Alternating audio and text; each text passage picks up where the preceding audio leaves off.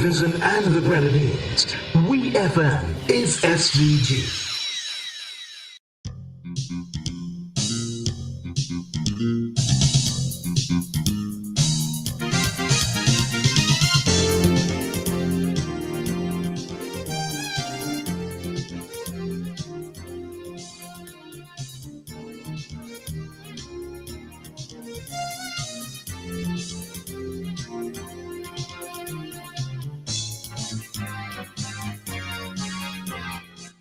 Minutes on to 11 o'clock here in St. Vincent and the Grenadines. You're locked on to WEFM 99.9, the clean fresh sound, and this is your Is Your Turn program. Remember, Is Your Turn is an interactive program, so the numbers to call are 457-9997 if you're calling from a local landline, 532-9997 if you're calling from a digital cell phone, or you can send us a message or call us on WhatsApp at 457-9997. The Is Your Turn program is being hosted by Mr. Joel Providence, Mr. Philbert John, Mr. Huggins, and Mr. Cecil Ryan. Good morning to you, Joel. Good morning. Good morning, Mr. Sutherland. Greetings, everyone, to listeners to this very important program on our certainly weekly calendar. It's your turn. Today is November the 2nd, 2025, and we promise a great program. I am not Cecil Ryan. But we do have Cecil Ryan he's not with us in studio today, and he will explain shortly. But I would like to, before I go to P. John and Fitz, invite Cecil to say a few words of welcome and explain the reason why you are not in studio this morning. Thank you very much, Joel, and good morning to you and Fitz and Philbert and Karen and all our listeners. I'm at home for a while, actually. I'm not in studio because in another hour or so, I have to leave home to attend a very important funeral. In fact, I have to perform a particular role. So I thought it's best for me to allow you guys to carry on, and I'll just sit by the side and say a few things if I need to. And basically that's it. Okay, well, we look forward to your continued participation for the limited time that you have available with us. What I can do is go to P. John for his words of welcome, and then to Fitz, and then Cecil, you can come back with anything that specifically that you would want to raise. All right, no problem. Thank you very much, Joel, and good morning to all. Good morning to the people of St. Vincent and the Grenadines. All persons listening to WEFM wherever you are, in neighboring territories, in the wider diaspora. Special greetings to the people of Jamaica, and I know we have a significant Vincentian Jamaican population. Some are permanent residents, some are temporary, as in students. I want to wish them all the best and hope that Melissa didn't interfere them much. Let me hand you over to Fitz. Good morning, everyone. Good morning to listeners home and abroad. Good morning to our new host for this morning, Joel. And Temporary. I am pretty excited about this program today because I know we have lots to discuss from events or from the week that just passed, and events leading up to next week. Today is the beginning of the new week. So I'm looking forward to a very exciting program. I want to say a special good morning to my community members in Toronto and thank them for hosting, and in Canada generally, thank them for hosting an excellent set of independence activities, including the flag raisings and the lighting of the Niagara Falls. I just want to say up front, I want to thank them very much for continuing the trend. Back to you, Joel. Yeah, great. And hopefully as well, maybe we may hear from either Lute or someone from the New York community to talk about what transpired in New York over the last week or so. As you mentioned, Fitz, that we have a lot of important stuff to discuss today. Since our last program, we've had independence, and we've had that important day that persons were anticipating when we would have heard the announcement of the 2025 general elections here in St. Vincent and the Grenadines. And we can talk about that along with some other activities that took place over the last few days, as well as a number of things that are happening in St. Vincent and the Grenadines, regionally as well, because there are a number of things just south of us, things that are of concern to us, certainly. And we need to always keep our eye on what is transpiring in that regard. But at the same time, though, we still want persons to know that it's still an open mic. And if there are other issues that person may want to talk about, please share and discuss with us. But before I go back to you, Cecil, I just wanted to mention that you are attending a funeral service and you have a role to play in that service in a short while. I assume I know what the role is, and I trust that, of course, expect you'll do a great job where that is concerned. But I just wanted to use the opportunity, as I said, to say that unfortunately, the people of St. Vincent and the Grenadines, the people of Trumaka, has lost a great, a noble, an outstanding son. Just a matter of 4 days ago, in the person of Dr. Timothy Providence.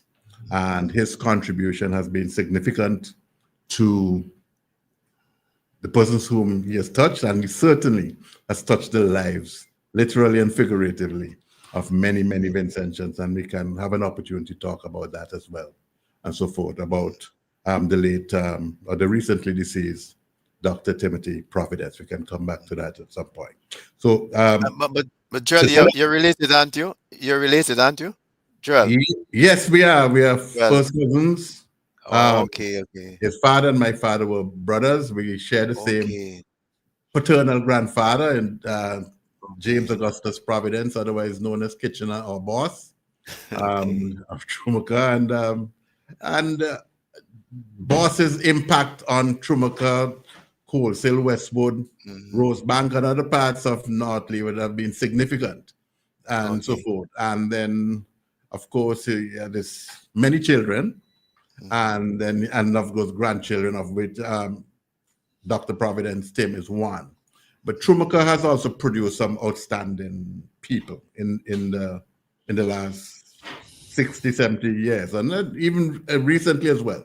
And we can also talk about that because it's important to know what contribution that Trumaka has made to the community, the entire North Leeward constituency, and to St. Vincent Grenadines as well.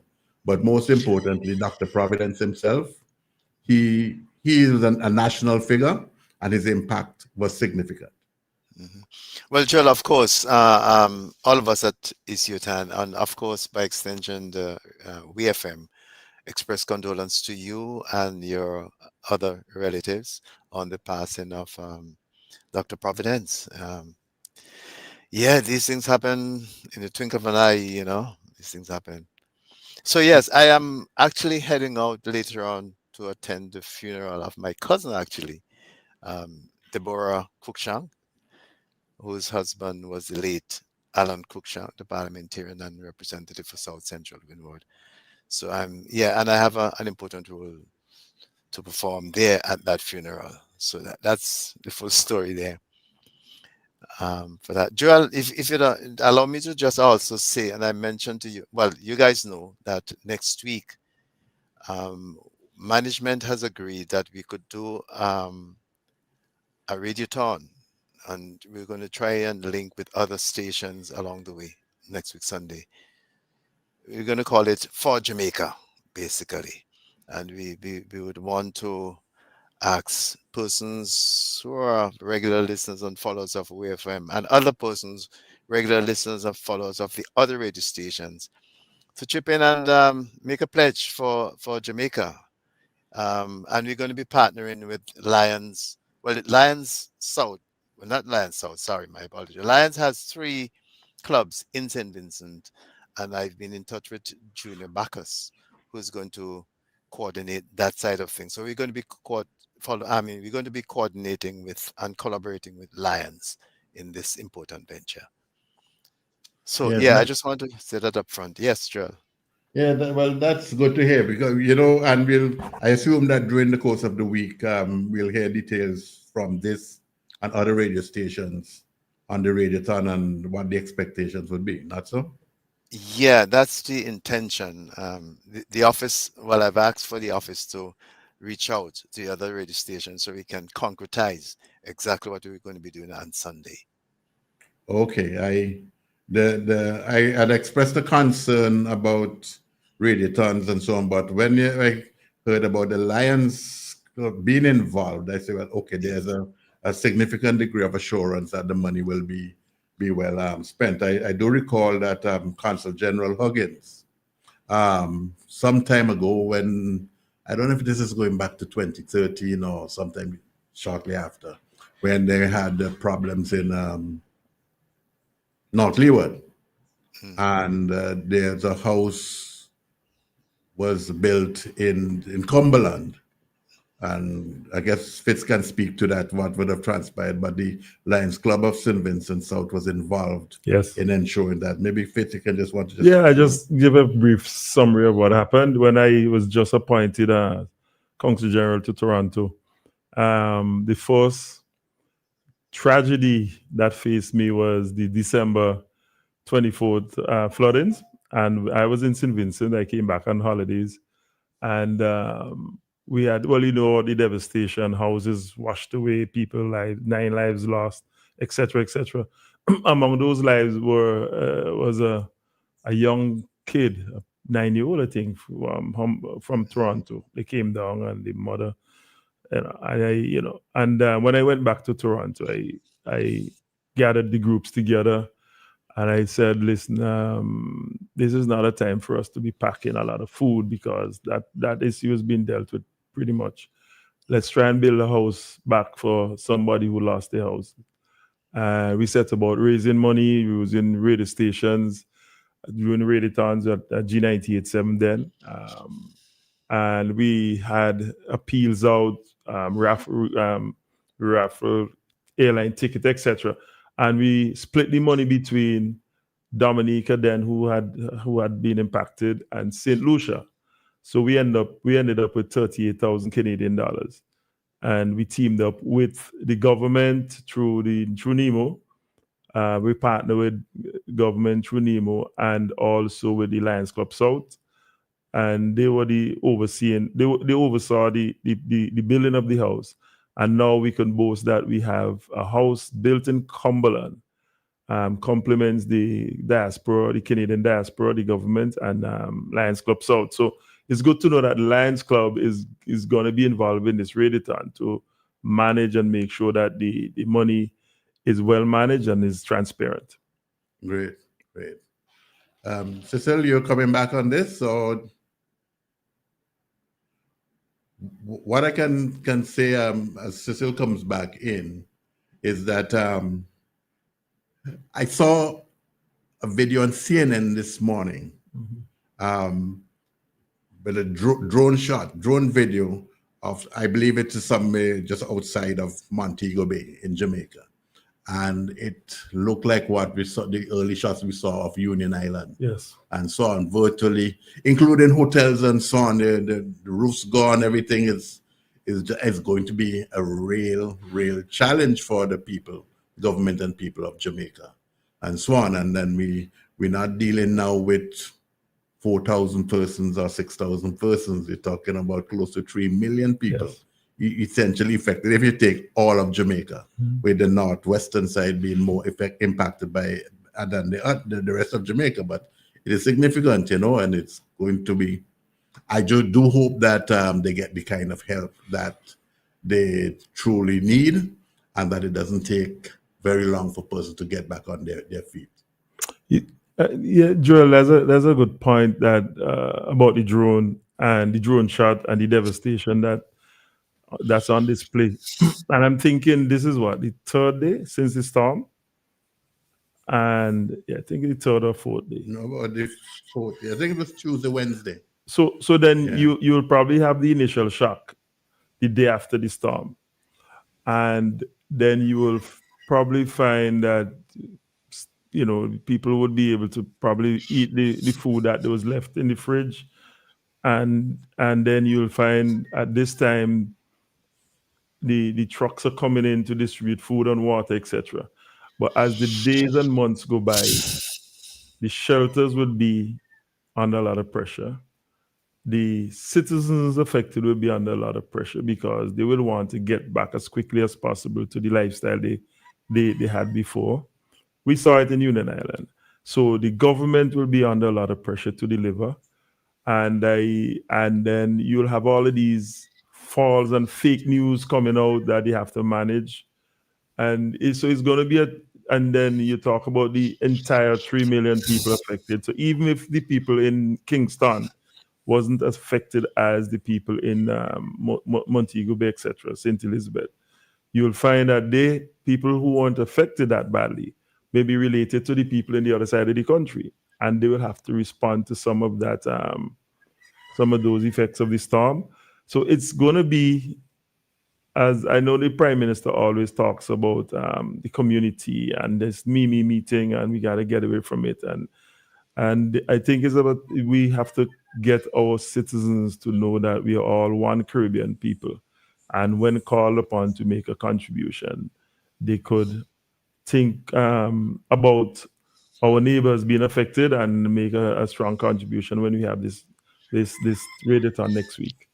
Yes, this is because we're really one. We're one region with common issues, not just political or historical, but we really are, even the geographic, even though sometimes the Jamaicans might say, well, they're over in the Western Caribbean, and we have a particular size compared to the small islands of the Eastern Caribbean. But by and large, hurricanes coming across the Atlantic to take a particular part and impact all of us, and so on. So we have to treat it as if it is our issue. And not only Jamaica, Cuba and Bahamas were impacted as well. So while we talk about Jamaica, we have to also help our brothers and sisters in Cuba and Bahamas. So it's and someday we have to go and look at the path of that storm and wonder, are these storms being controlled from a space? I think the storms are selective, but not controlled, I don't think. Yeah, But yeah. Joel, permit me to say though, you raised the question of the management of the money.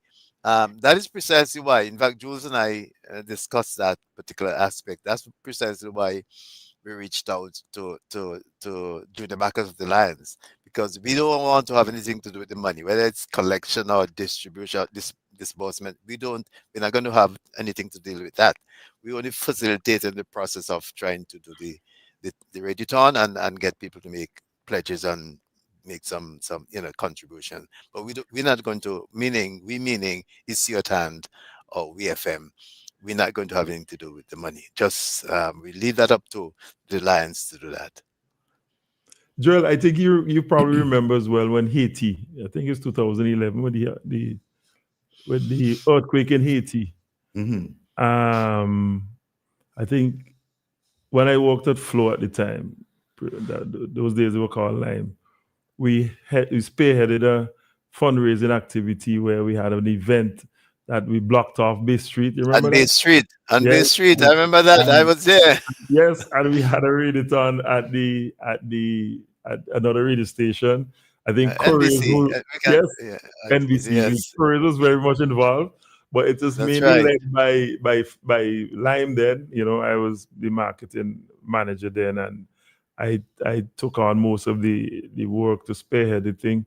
And then we got the police. At those days, Commissioner Miller was involved. So the police band, they played, all the bands in the country came on stage and played.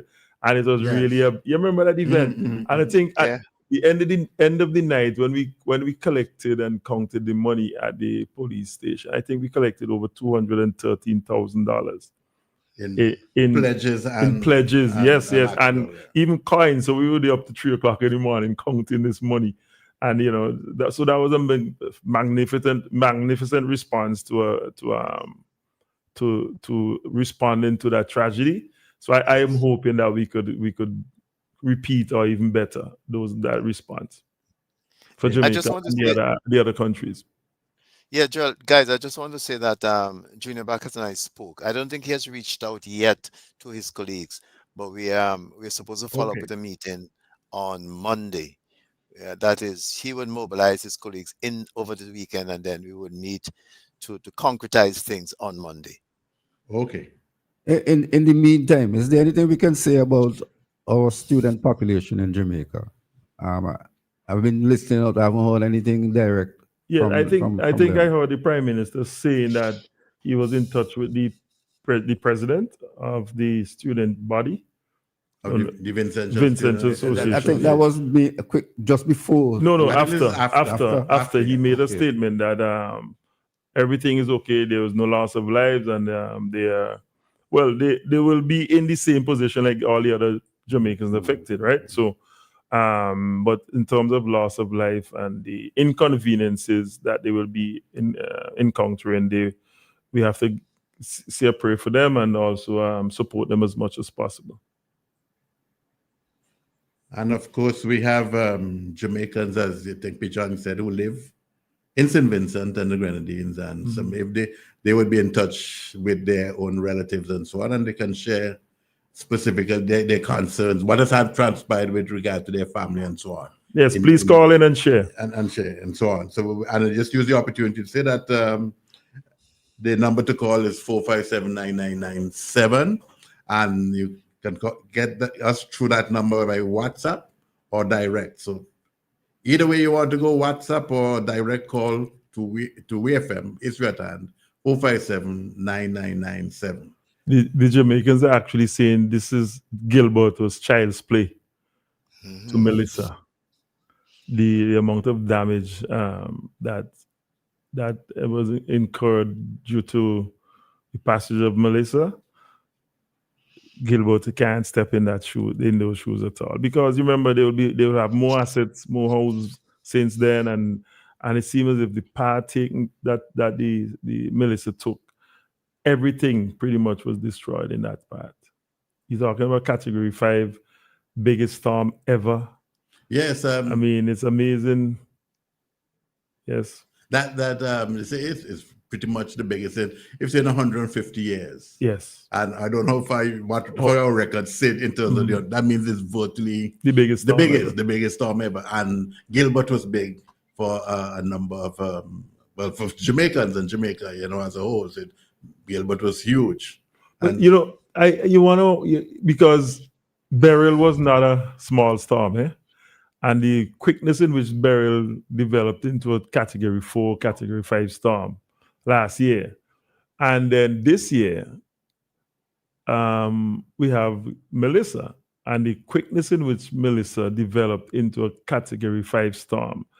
And when you track the path and all the different coincidences of the cold front coming and putting it into a 90-degree angle, sometimes you wonder if these storms don't come with intelligence. Cecil might be laughing.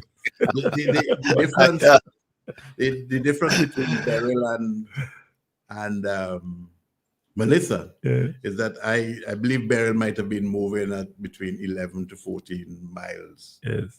Right? But Melissa more or less stuck. 1 mile per hour. Yeah, for a while. Basically stationary, right? Yeah, and that is, that is cause for concern. I mean, you remember that we had a trough over St. Vincent and St. Lucia. Yeah. I can't remember how many years ago, maybe about 6 to 8 years ago. Someone can remember the year. And it wasn't a hurricane, but the damage was significant because it was moving. Mm-hmm. It just sat there over St. Vincent, St. Lucia for a short while and so on. So I think this. Are you talking about the 2013 flood? No, that one you're talking about? I think it was after the 2013. After the 2013 Christmas Eve storm and so on.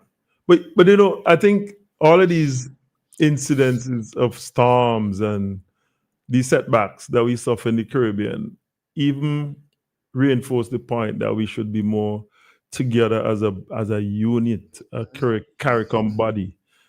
And we just can't survive on our own easily. Jamaica is now probably when the count comes in, the damage will be in the billions of US dollars. And to think about a small economy comparatively like Jamaica, to be stuck with close to that sort of damage and have to repair it, we need this camaraderie from the other islands, because I'm not sure if our friends up north will be looking south to do those kind of the work They're probably looking for the south to do other work, but not to Yeah, although not to go and rebuild Jamaica, build back every house and put galvanized back on every, no, but they did dispatch a vessel to Jamaica. It's in Kingston now, already with supplies and with engineers and so on. So they're already on the spot, which is a good thing. Yeah. I was actually so surprised. But I just wanted to say that we are islands, and there's the word insular. Insular tends to have a negative connotation rather than positive. But it basically is an adjective to describe, and the islands, and the water separates us, and we feel that we are a kingdom and a thing onto ourselves just because there's water separate us from Grenada or Barbados, from St. Vincent, St. Lucia, and so forth. But really and truly now we're recognizing more and more the Caribbean Sea. The same water is actually binding us together, and so on. When you listen to the news these days and hear about the Caribbean Sea, it's all of us in one, and so forth. And we got to recognize our political connection, political connectivity, our historical connectivity, and our geographical, and we as a people must recognize and so forth. And just don't let sometimes our little own petty parochial political position on a particular matter divide us, because of the influence of, sometimes it doesn't take a country, another country, sometimes one man. One man from another country, when you think of it on a slightly different scope, Jamaica is a very strong touristic country, and what we don't want is this tragedy to divert those tourists to, say, Europe or Asia. You want them to still come to the Caribbean, even though Jamaica is not in a position to receive them now. You see some damages at Sandals. We saw a lot of those hotels pretty much destroyed. There's no way they can get back up and running in a hurry. But in the meantime, they have bookings. I'm hoping that they will send some of those people, encourage them to come further south, rather than shifting and going somewhere else. Spend that dollar in the Caribbean. Some could come to St. Vincent. And we could use some of that money to help with the recovery of Jamaica, in a way, find a way to give back to help with the Jamaica recovery, But gentlemen, my particular concern in addition to the storms, our vulnerability in terms of our regional vulnerability in terms of storm, it's the present impending further vulnerability with the presence of military assets in our region, because that too would compound the same situation that Fitz, that you're alerting us to. Because if we have military assets in our region, it means that tourists might be reluctant to come to our region. That's correct. Yes. And that is why we have to bind ourselves together as a region. And this way, this thing of military asset coming, we are vulnerable. We have been, Jamaica has been destroyed, parts of Jamaica. Cuba. We ourselves are just coming to Cuba, the Bahamas, and we ourselves just coming out of our just recovering, Grenada recovering, And these islands are just one storm away from hardship, Next week it'll be another storm, and it could be another island, And one island suffering a storm damage today. If something hits another island tomorrow or next week, that island who just hit last week is gone in the back burner, because we tend to want to focus on the newest disaster and focus on that, and then we forget the last one. But you see, which is natural. You see, I think it's natural. Yeah, human beings. But I really think, gentlemen, we are to, not necessarily today, but we have to be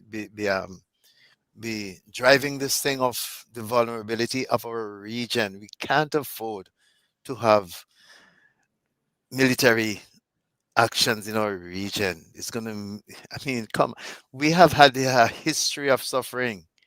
It's bad for our tourism, for sure. Yeah, it's going to be bad for our tourism, and we need to make our people understand and see that. our history has been a history of coming to grips with natural and man-made disasters. You check it out. I want to maybe express an idea arising out of this conversation now and out of this whole talk about the radio time. Yes, we are one Caribbean region. We have concerns. You touch one, a concern that touches one touches all in most instances. And on the tourism front, why can't we? Because we have a cruise ship in the harbor right now as we speak, right? We just saw some yachts going on tour sailing and so on. There's a cruise ship. And why can't we, as a region, whether CARICOM or through the one of the regional tourism related organizations, CT or CHTN and so forth, and they virtually can say to the FCCA, the Cruise Florida Caribbean Cruise Association, I say, look what has transpired in the Bahamas. The Caribbean accounts for, at least at one time, it was 45% of the world cruise industry. It's probably a little bit less now. Let's say it is 40%. So the Caribbean region is important, not just to us, but it's important to you as well, whether you are the owners of Carnival Cruise Lines, Royal Caribbean Cruise, and so forth. Yeah. Why on this particular occasion, with regard to the head tax, why can't we say that, look, there is a special levy, a special head tax with regard to raising funds for Jamaica, the Bahamas, and Cuba. So, but maybe they might not want to go on the Cuba route for other reasons. But certainly Jamaica and the Bahamas, and keep the fund open and so forth, as it will virtually, for the X number of passengers. Similar to our contingency fund. That you're going to, if your head tax is $5 US, we want it to be $6 or $6.50 US, an additional US dollar, and so on. And we want to put that in place right away, right? It will take effect from maybe if not the 15th of December, maybe the 1st of January, and so on. And we're going to raise funds. So there's a Caribbean contingency fund, and that could be tapped into by any of the islands. Yeah, because, right. But the model is already in place here. So, I mean, it's easy for them to copy from St. Vincent. So all the respective port authorities that collect the head tax and so forth, they can just collect the tax and so forth. And who benefits? It's not just Jamaica and the Bahamas, the islands, but the cruise lines as well. Yeah. Because the sooner that you restore and so on, the tour sites and so forth, it is better for it, because they don't want cancellations and so on. So basically say, who come now? There's an additional US dollar or $150 US added. And by the way, my hope is that as we keep it going, you can use it, or you just keep it going. But it's inevitable that some country, some island would be hit every year.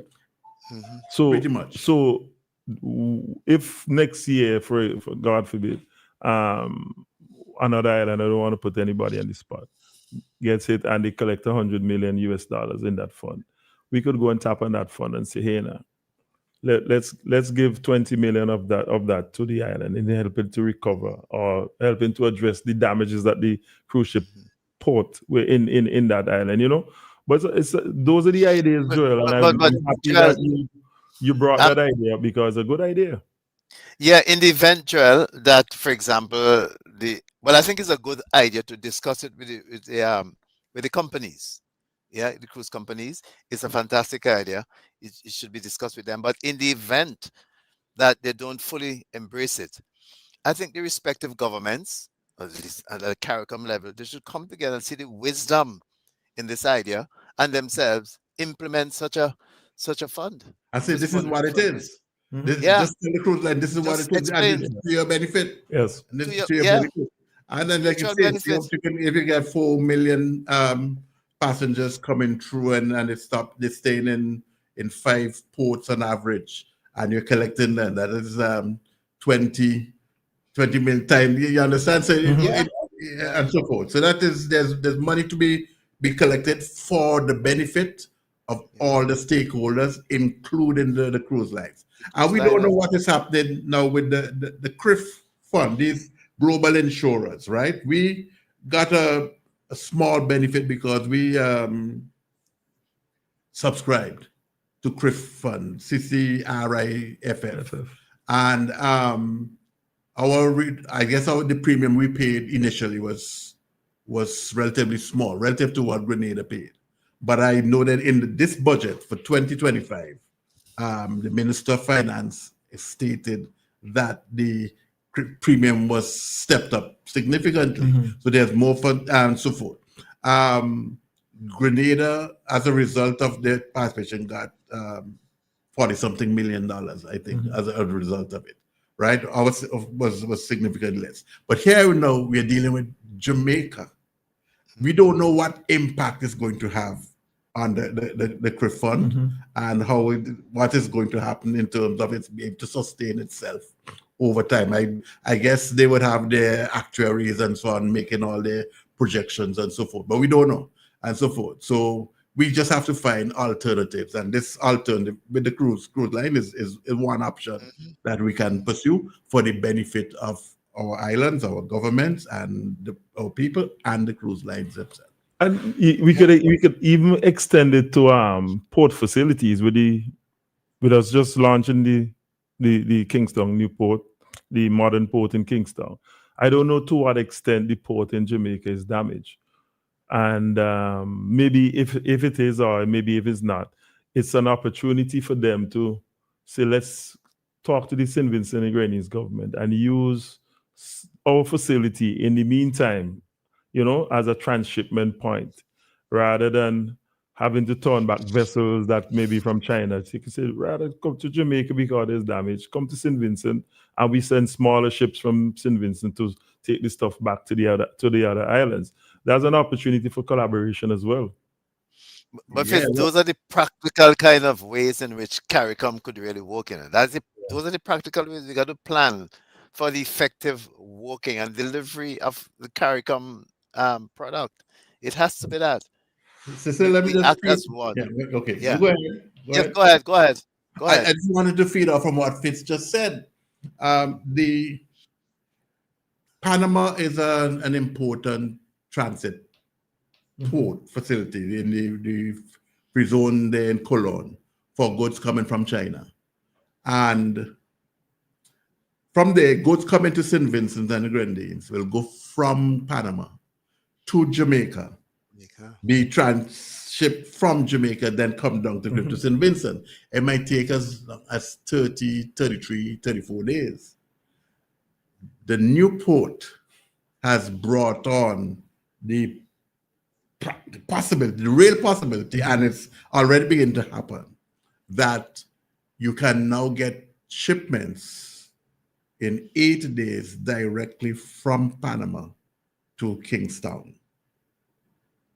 In 8 days, because we now have the capacity. As opposed capacity and efficiency. You have to combine the two and so forth, because sometimes a ship, they don't want to stay in port longer than 2-3 hours. And when it's 2 o'clock in the morning and they're out by 5 and then in St. Lucia by 8, 9 o'clock, that kind of thing. So if you're into business and so on, and you really need your goods from Panama, you have to wait a month and change. Now, if you're bringing a full container load, the possibility is that you can work and get that container within 8 days. In 8 days also. That's amazing, right?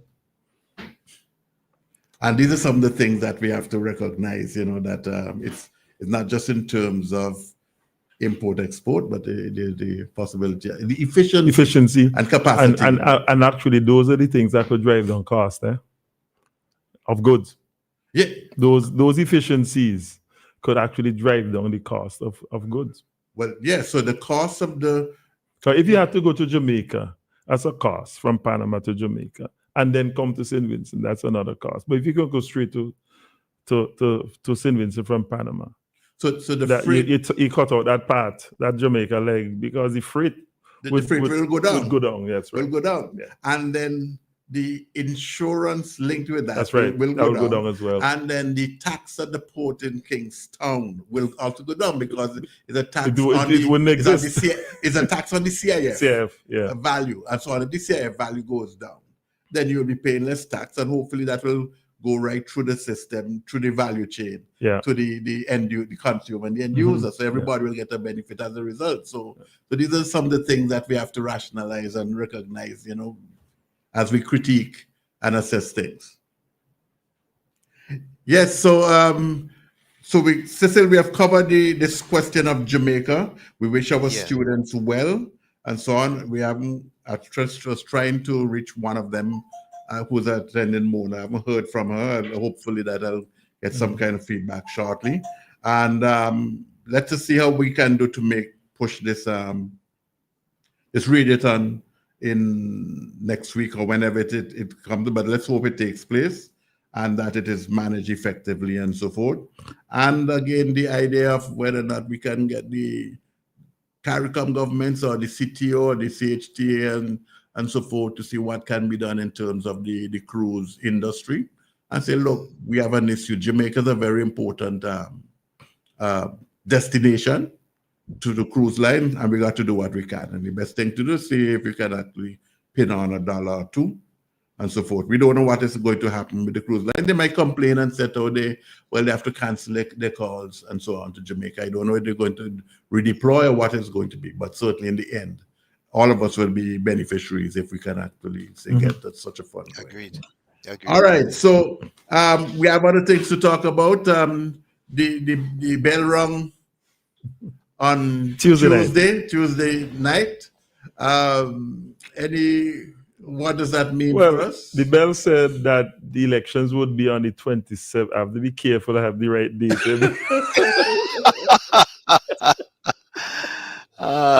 27th of November, Thursday the 27th of November 2025, guys. Very good.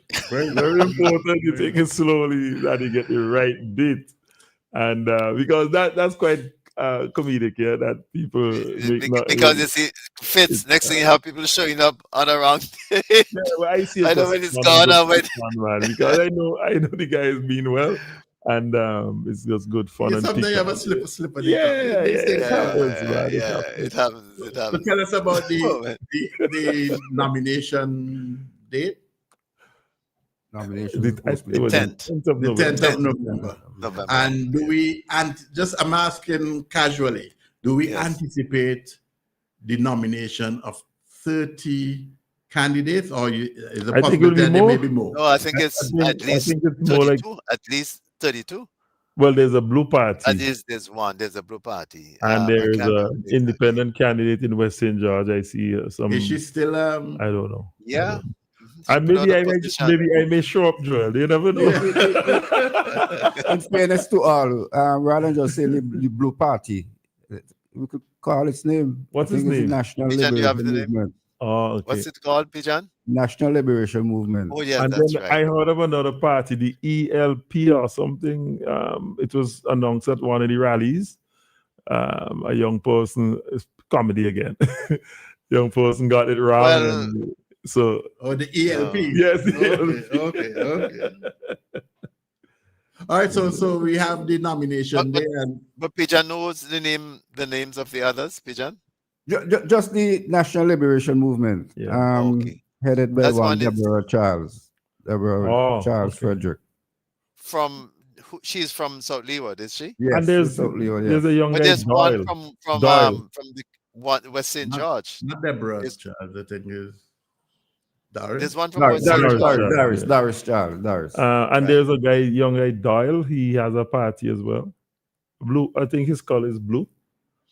And he ran the last time. There's a woman from West St. George, and her symbol is the flame. Okay. That's Miss Kittels? Yes, Miss Kittels. So we expect at least 35 persons on the nomination list, at least. Except if you change your mind, Fitz, you might be on there too. And what's the process? They love my name in scandals, so carefully talk about me. Get them things to write about. That's all right. I know where my commitment is, Cecil. I want to change my mind in that regard. We have someone calling in. We will go from the the nomination, we want to open special registration period, but let's take this call first and then we'll come back. Please hold. Hello, good morning. Hello, good morning. Hello. Looks as if I have lost the person. But let us see. Let's see. In the meantime, so anything? Okay, he's calling back again.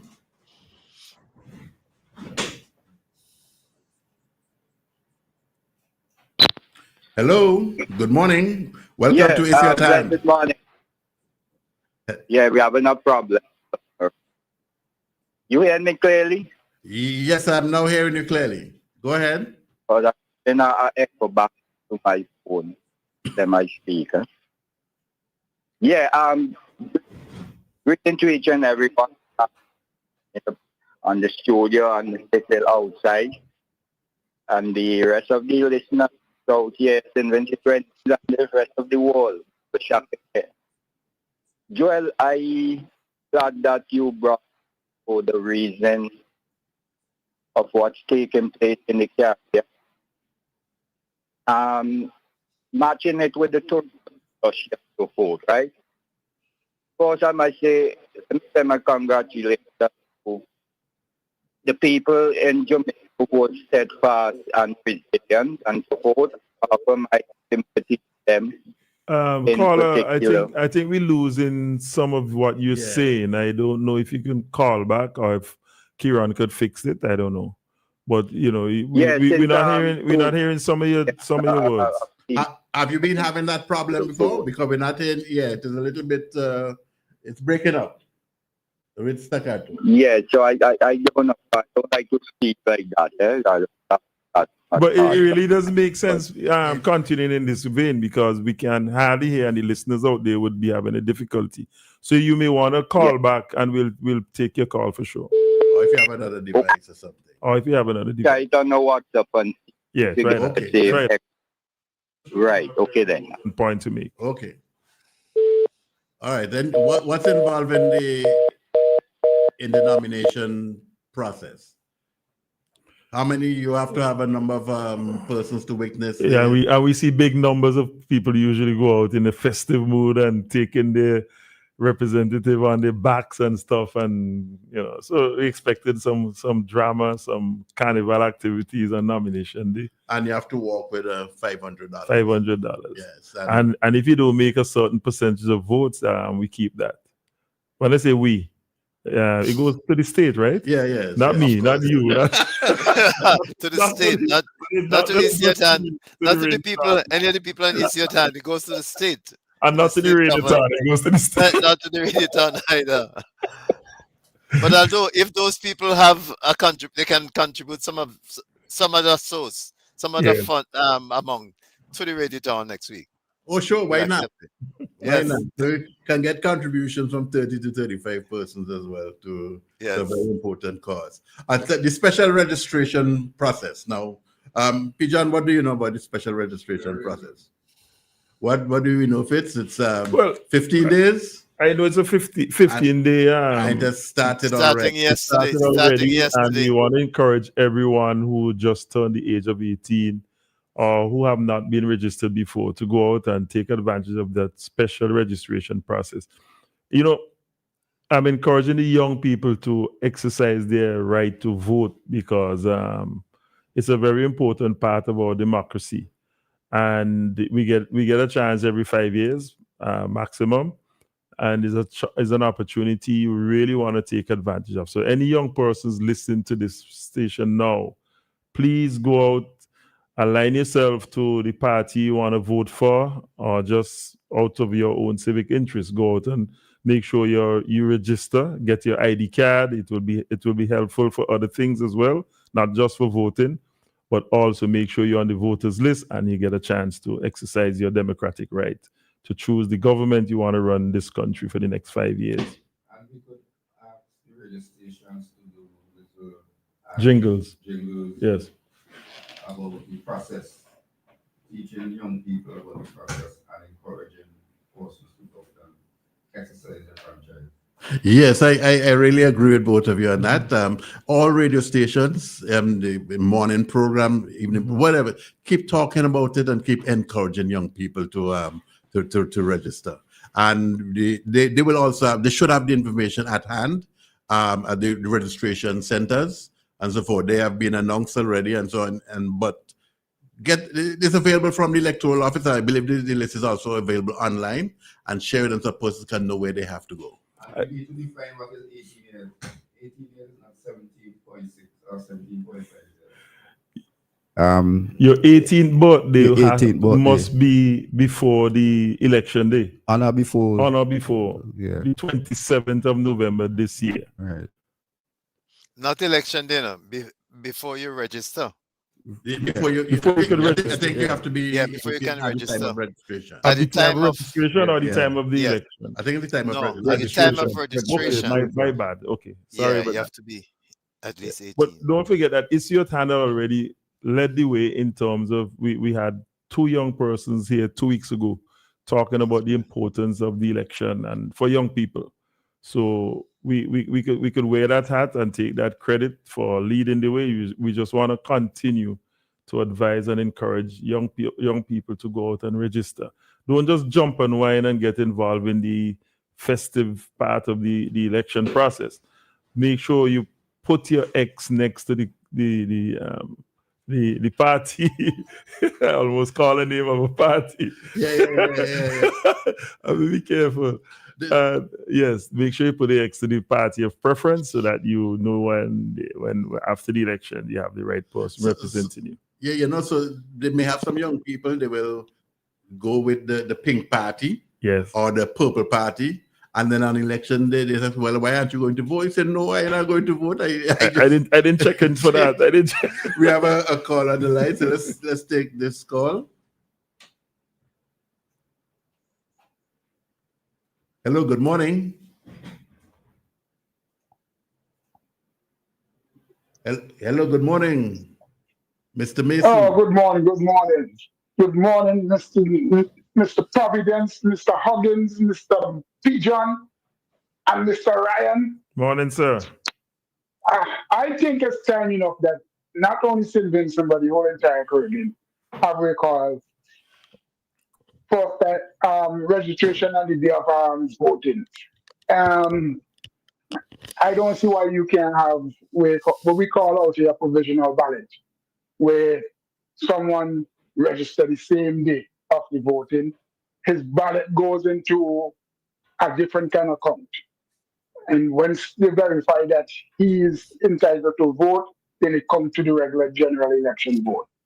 I don't see why we can't have that instead of having these rush hours. To me, that's like a rush hour thing. Oh yeah, 14 days.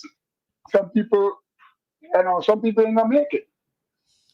And some people will wake up in the morning and say, oh, I really want to vote. I mean, yes, I know you're going to say it's the responsibility of the person to go and register, but we all don't make up our mind the same time. And so... Let me go through that again, Coach, about the provisional ballot as it is done in some parts of the state. Well, a provisional ballot is a ballot where you decide to vote, but you decide to vote on that same day. You didn't feel like you wanted to vote before, but the issue that you dealing with now, you say, okay, I really want to vote. So you go and you vote, but you don't get the regular ballot. You get what we call a provisional ballot. That goes into an envelope. So it doesn't get mixed up with the regular ballot. It goes into an envelope, it's put aside. They count those provisional ballots separate, but they verify that the voter is entitled to vote, meaning that his age is the right age. He's like in St. Vincent, he's been in the place in his community for 6 months or so, something like that. Yes. And once they could verify those things, they give the ballot to the person who like if it's the ULP or NDP or even one of the independent. Okay. And they give the ballot. Tell me about the downside, or any of you guys. Is there a downside to it? Isn't there? What can go wrong? Well, the only Well, thing the downside, first of all, the cost of administering that process. That's one. Secondly, people won't trust that. Already people talking about votes, ballots stealing, and that kind of thing.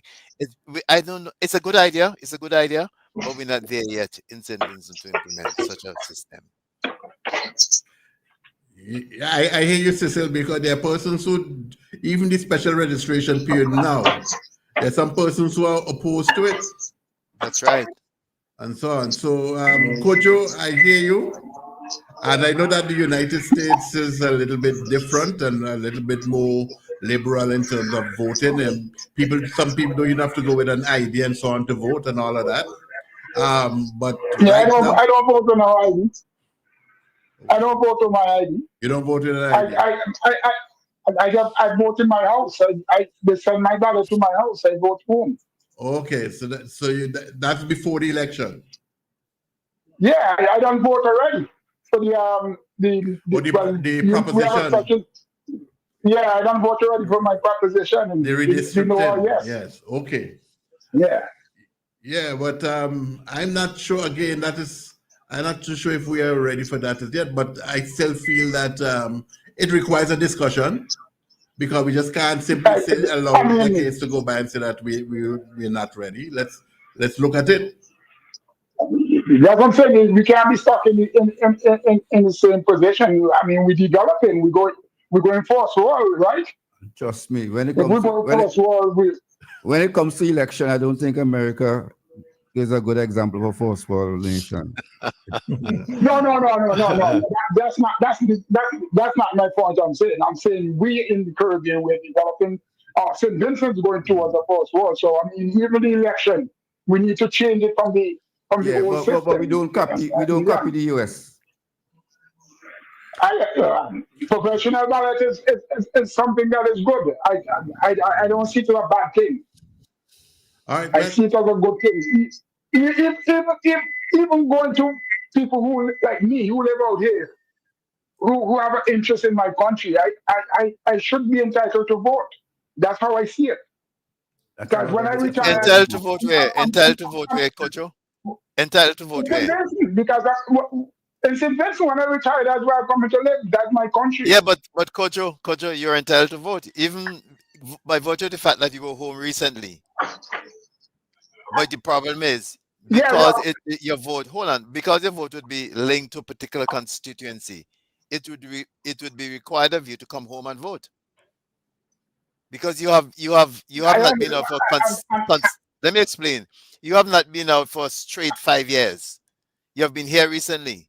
You've broken that, so you can come home and vote legitimately and legally. You can do that. No, that's your name is on the voters list. Yeah. Well, of course, if his name is on the voters list, come home and vote. No. Let me clarify. Yes, his name will have to be. Hold on, Kojo.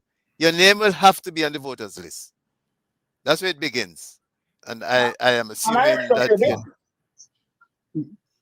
But as far as I know, my name is, unless I take it off, I vote already in St. Vincent about 2 or 3 times. So unless I took it off, it should be here. But there's a link that you can check. I'll check the link and we can announce it on this program before the end. What constituency you voted in the last time? What's the link, Joel? You could probably talk about the link. West Kingston. Okay.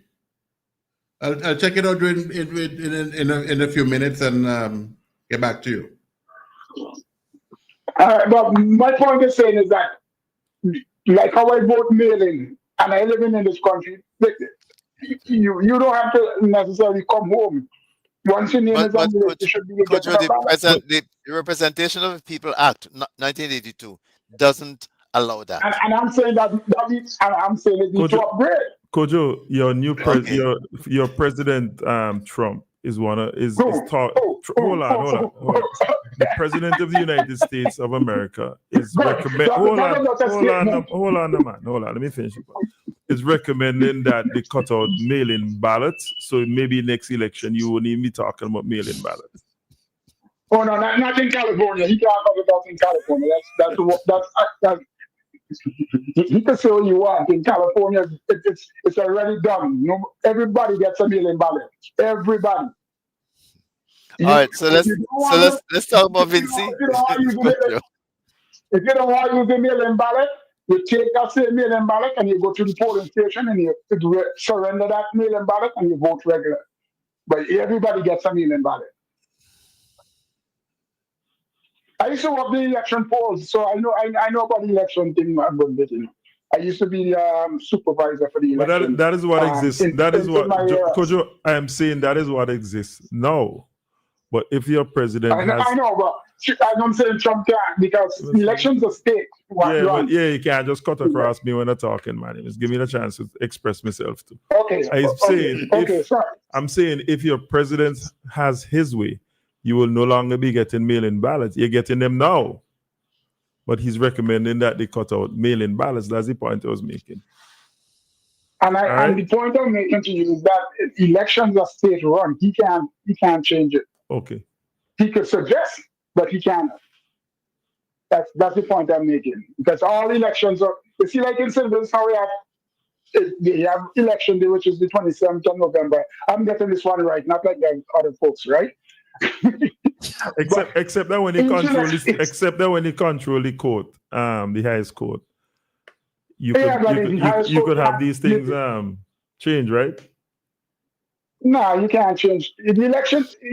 There's certain provision, just like certain provision, you could make, like they could say you can't do this thing, you can't stop black people from voting or black people.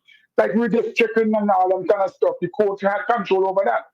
That's why we have a special election. Just excuse me, Joel, Fitz, and Pigeon, I have to leave now. Okay, well, condolences to you again, Cecil, and wish you all the best. All right. My condolences. All right, guys. Enjoy the program, guys. All right, then. Thanks. Okay, guys. See you. And I hope our friend Bongo Shaka is trying to call back in. Yeah, there are trying to get in the meantime. Yeah, Coach, a lot of people backing up to get in. That's what I was just about to say. Let's not continue this conversation. Right, okay. So all right.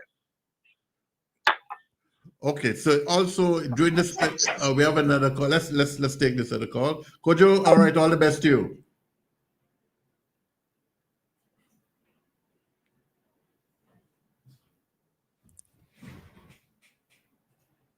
Hello, good morning. It's your turn. Yeah, blessed morning. You hear me clear now? Yeah, with a little echo though. Yeah, the same problem. Now on WhatsApp, got some data. I don't know if it's from the data system or internet. I set up this thing in. Yeah. Let me try my best. All right, but you'll have to be brief and so on. So say what, make your key point, and then we'll respond even if off air. Even if you're off air. Not being too comfortable. It's like I'm talking about. Oh, go ahead, make your point. Yeah. Which let me comment on the work you have done, because I haven't had the chance to comment on your part of the people understand what you've done in the country, all the effort you had made to support, right? And I said to Jamaica, right, and the Bahamas, the Dominican Republic also, and the perspective, and Cuba, and so on, right? And I hope that we steadfast in helping those people, because each one, that Joel said, one Caribbean people, we are no can have at any time, because we have other elements, whether it's volcano eruption, hurricane, so forth. Bongo Shaka, make your point as concise because it's still a little bit difficult. I'm looking at Joel. The implication of what taking place in Caribbean now with the UN government and so forth, and what Venezuela area, the leaking out of the ports and so forth, right? I'm looking at it. The structure, even in commerce, the activities of the tourism industry, out the effect that can have, because there's a zone where trade routes from a lot of shipping and to have no from the Panama and those areas, coming from Mexico and so forth, right? So I think people will lay back right now. I'm very cautious. Bongo Shaka, sorry, we'll have to end the call because it's difficult. It's difficult. I hope you could have made your point in 2 or 3 sentences, but it's very difficult to continue. All right. I hope it can, technology. Or send a WhatsApp and we'll read the point that you're making and we can have a discussion on it. Yeah, man. Sorry about that. All the best. Stuff, okay. Yeah. Joel, I was just reading an article from One News SVG. Is it One News St. Vincent? Written by Val Matthias, updated 10:44 a.m. today. It says the Caribbean Catastrophe Risk Insurance Facility that you talked about the CRIF, yeah, has announced a historic payout of US $70.8 million or 11.4 billion Jamaican dollars to the government of Jamaica following the devastation caused by Hurricane Melissa in October 2025. So already, CRIF is already activated and paying out a record amount of money to Jamaica. And you see, that is the beauty about CRIF. You don't have to wait on adjusters and all kind of thing coming in and so on. The money, you have the damage, you hit category 4 or 5, right, and you get the money. Last year, for Beryl, CRIF paid out 85 million in the Caribbean in relation to Beryl. Now already with this one, Melissa, you say it is $70.8 million US dollars, 11.4 billion Jamaican dollars. Yes. So a matter of 3 or 4 days. Exactly. That's the which response. is good. Yeah. That's the benefit, yeah. We have we don't have another call on the line. Okay. And St. Vincent is part of CRIF, just to make the point. Yeah. Yeah. So I think most of the islands there have joined up with CRIF. Yeah. So on the question of special registration, I think Val is calling in at this time. Good morning. It's your turn. Hello. Good morning. Yeah. Good morning. How are you doing? Not too bad. Good morning to you. Welcome. Okay. I want to make 2 points, please. Go ahead. In respect of the hurricane in Jamaica, I think sometimes we say out of evil come good. Because a lot of those people who go to Jamaica, they could now divert to this side here. You know? Because a lot of them may not know about this side. And this could be an opportunity for us as well. Because I can remember recently, not too long ago, when the hurricane would have passed, like in Tartola and them place there, a lot of tourists came to the side, and when you question them, they would have told you that they never heard about this side before. So it can have an impact on us. And also, I think that helped too in terms of the increase in our tourism. Another point I want to make in terms of the port. The point you make with Jamaica and sending ship to the side, it's a good point. But again, we've been seeing where governments these days are getting themselves involved with parties and so on. So maybe it depends on who in power. You know, we've seen that we can't say that is not happening. Because we see other government support other parties and so on in terms of getting in the campaign and so on. But we all carry come, and if we can get together, I think we can make it.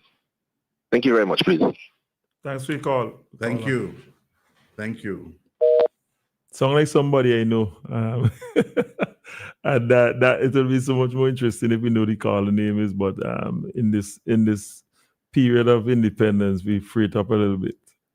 Yeah, well, they're free to express their name and say, because that would be the courteous thing to do, even though if we're not insistent. Yeah. But you can say, this is John. Because he made a couple of good points, Joel. Yes. He made a couple of good points. And the point he made about parties aligning with parties and so on and so forth, don't discount that. But if you're dealing from a CARICOM perspective, with these negotiations could be had at that level. So it takes away the influence of parties, you know? Yeah, there's a common purpose regardless of your political philosophy and island. I mean, at the end of the day, after the democratic process has taken place, if there's a call, interrupt me. You know? Yes. So okay. we'll take this call. There's another call coming after, but Val is on the line, so let's take Val first. Political philosophy. I mean, at the end of the day, after the democratic process has taken place, if there's a call, stop listening to your monitor. All right, we'll have to come back to that. I think that he'll have to make an adjustment on that and so on. But we had another call coming in a short while. Feel free to call back. Okay, let's see if Val is calling. Who's this, Val Matthias? Yes. I think last time I spoke to him, he was in Jamaica, so he probably called us from Jamaica. Hello, good day. Yes, good day, good morning, gentlemen. Good morning. Yes, Mr. Providence, good morning. And to Fitz, thank you very much for highlighting the news article about the insurance payout and so forth. And to my former teacher, P. John, good morning to you, sir. Good morning, sir. Wish you all the best. Yes, thank you very much.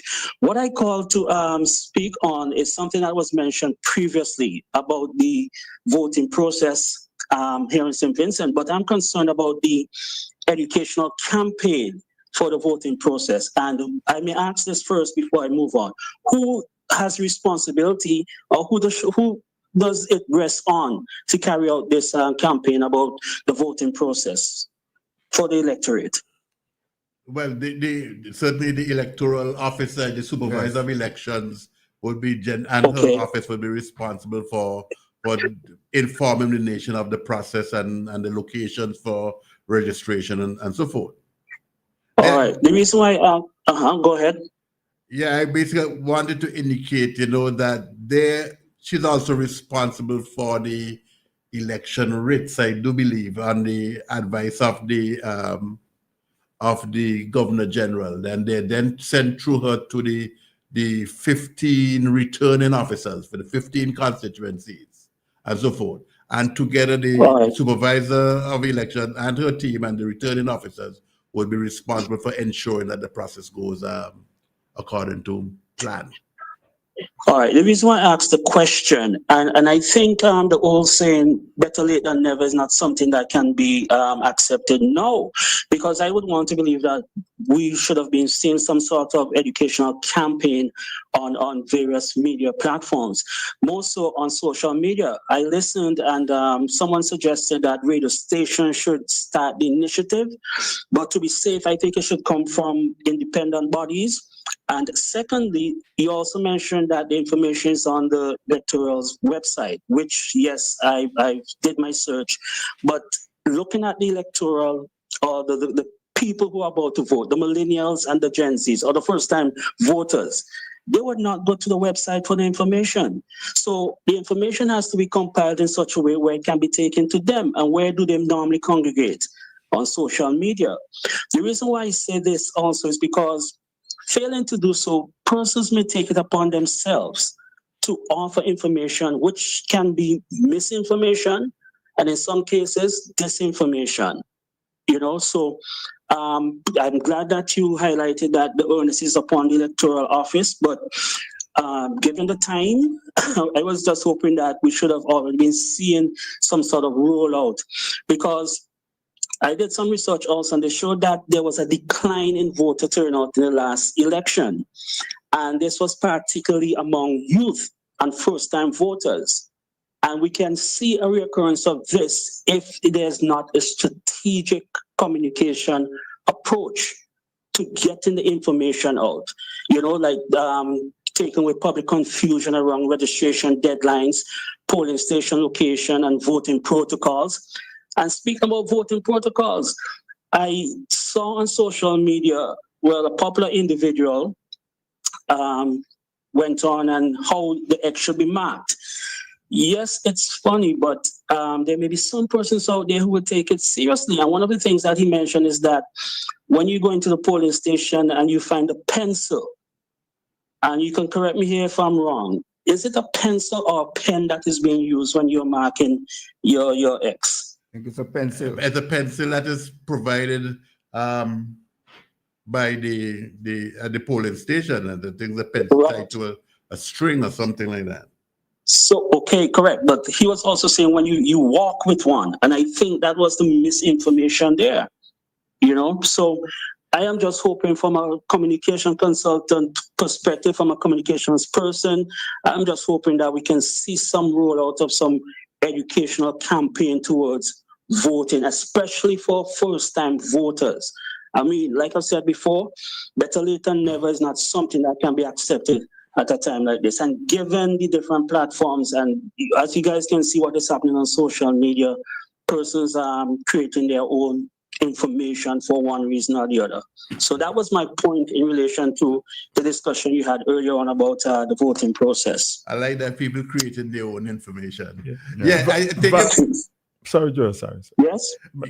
You got Fitz and I'll come back. No, Val, to a certain extent, to support what you just said, I went to an event at the community college several weeks ago, and I engaged with a lot of young people. 2 questions I asked. 1, how old are you? And have you registered? Well, I heard the age, and when they asked the question, have you registered to vote? I said, me not interested in that. I said, so I said, why? I say, why you not interested? Well, nobody tell me the reason why I should vote. So you're talking about the education, and maybe it's something that we should be teaching in school in our civic classes. Correct. It is being taught in schools. Okay, see, okay, right. It is being taught. Okay, good. So if it's being taught in school, the next question, have you registered to vote? Now, if you go to the community college, you have over 2,600 people in the registered in the year. So you have a pool of maybe 2018-year-olds or people just 18 or just coming up to the age of 18. And I'm thinking whether consideration should be given to have registration done at the college, because a lot of these young people, when they leave the college, they don't want to know that they're going home to do the homework and have to divert to go to another area to register in a constituency. I don't know if consideration could be given to that, to have them registered at the college, give them for their new ID card and possibly voting. I don't think it will happen. Well, I think at this point it wouldn't happen now. But even so, it's 15 elections, and the responsibility through the supervisory elections really with the returning officer and so on. Mm-hmm. So it is really you can't go even to the electoral office and register. You have to register in your constituency, and they will announce that today is at this school, Mm-hmm. and then on Wednesdays at that school, and so forth. They move it around, except that during this special registration period, it seemed to just concentrate mainly on one location within the constituency during this particular period. So, all right, gentlemen. If they do it for in the special period, that means it could be done at the community college, because it's a special situation as well.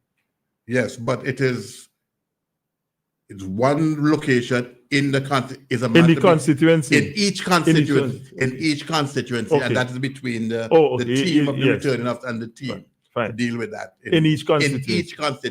Okay. I just wanted to correct. Val, you said that the voter turnout was less in 2020 in previous elections compared to 2015. Well, yes. My information says that amongst young voters. Oh well, I can't tell you. I don't know where you'll get the statistics from to say the voter turnout by age. But I just wanted to say that we heard that even with the COVID and all of that, but 84 more persons voted in 2020 compared to 2015. I know that you're saying that, the voter turnout was low for whatever reason in some constituencies. But overall, 84 more persons voted in 2020. And I think it's 8 or 9 of the 15 constituencies, there was an increase in voter turnout compared to 2015, not a decrease. But again, gentlemen, my concern here is just that the information and the communication about the voting process from the electoral office, you said being the designated body to handle this, it's not been heard nor felt within the media. And when I say media, not just traditional media, but of course, new media being social media from the electoral office and not, spontaneously by an individual per se. Yeah, may I just respond to that? I hear you, and I think I buy your point. Mm-hmm. I think they're mandated by law to publish the election rates and so forth. First of all, in the newspapers. That's traditionally what it is. Even though that there are a lot of people, yes, young people, don't read the newspapers and they're not going to see it, and so forth. And then they put things out on the radio station, particularly NBC radio, as to say where where you can register to begin with. But again, some person may not listen, young people may not listen to certain radio stations and so on as they ought to. So social media, I believe that, well, I don't think it is published on social media, but maybe someone from the electoral office can correct us. But I do agree that what I said. I said both traditional and new media. So I take the point that it has to be done in newspapers and with the NBC radio, but on social media should be added to it just to get the message out there. And I'm but thank you guys very much. I'm supporting yes, thank you guys very much. Thank you. All the best. All right. Okay, great. Any comments on the only comment I want to make is that people will show up to the voting place and it will be explained to them. It is not necessary to have explanation before the day itself. On the day itself, when you show up, the presiding officer will explain exactly what you're supposed to do. With considerable amount of care and attention. Yes. And it will be explained to the voter in the presence of agents and so on as well. So I think it is reasonable, also just in case if you have never voted before, but it doesn't think that you can still use in these times, use whatever facility available. We have a call on the line. Hello, good morning. It's your turn. Hello, good morning. Good morning to you. Yeah, good morning. Good morning. Now, Mr. Fitzgerald, you made a promise to me in 2014 on Cross Country Radio, and 11 years passed and you wasn't able to fulfill it. You remember that promise? If I had you on my mind for 11 years, I probably remember, but I don't even know who I'm talking to. You mind telling me who you are? Everybody know this voice. Come on. But I'm not everybody. But I don't give it. I don't want to give it, but I'll give it. Okay, Queens, really think, I'll give it. All right, so Queens, you really think if I made you a promise in 2014, you expect me to remember? Man, you know how much brain cells I lost trying to remember your name? Anyway, go ahead, buddy. Go ahead. What was the promise? That would get the Prime Minister to come up to Toronto and have a town hall meeting. And he never was able to fulfill that. You live in Toronto? It don't matter. You don't live in Brooklyn, but you came across if you don't live Brooklyn, in Toronto, how you know you came across Brooklyn at one of the town hall meetings. You tracking me, boy. You have a geo tracking me, man. Anyway, so it didn't happen. Move on. Let's go. I'm sorry. Well, I'm sorry the promise I was waiting. I was waiting 11 years to ask you that question, and this is the only opportunity I have. I know I can't ask you that question when Cecil is on. 1-0 to you. So I use that opportunity to ask it. So 1-0 to you, sir. All right. Do you have anything? One more thing. Yeah, go ahead. The last time I was on, we had a little issue with Cecil Ryan. What? Because man, you're not adding to the conversation, you know, man. Give him my name. But you're not adding to the conversation. We're talking about voting and we're talking all kind of thing, and you come and call all these foolishness. Come on, man. Stick to the point. Let's move on. All right, so I'll move on. So I'll let somebody else come on. So have a good day. You always coming to score points, man. Okay, all the best to you.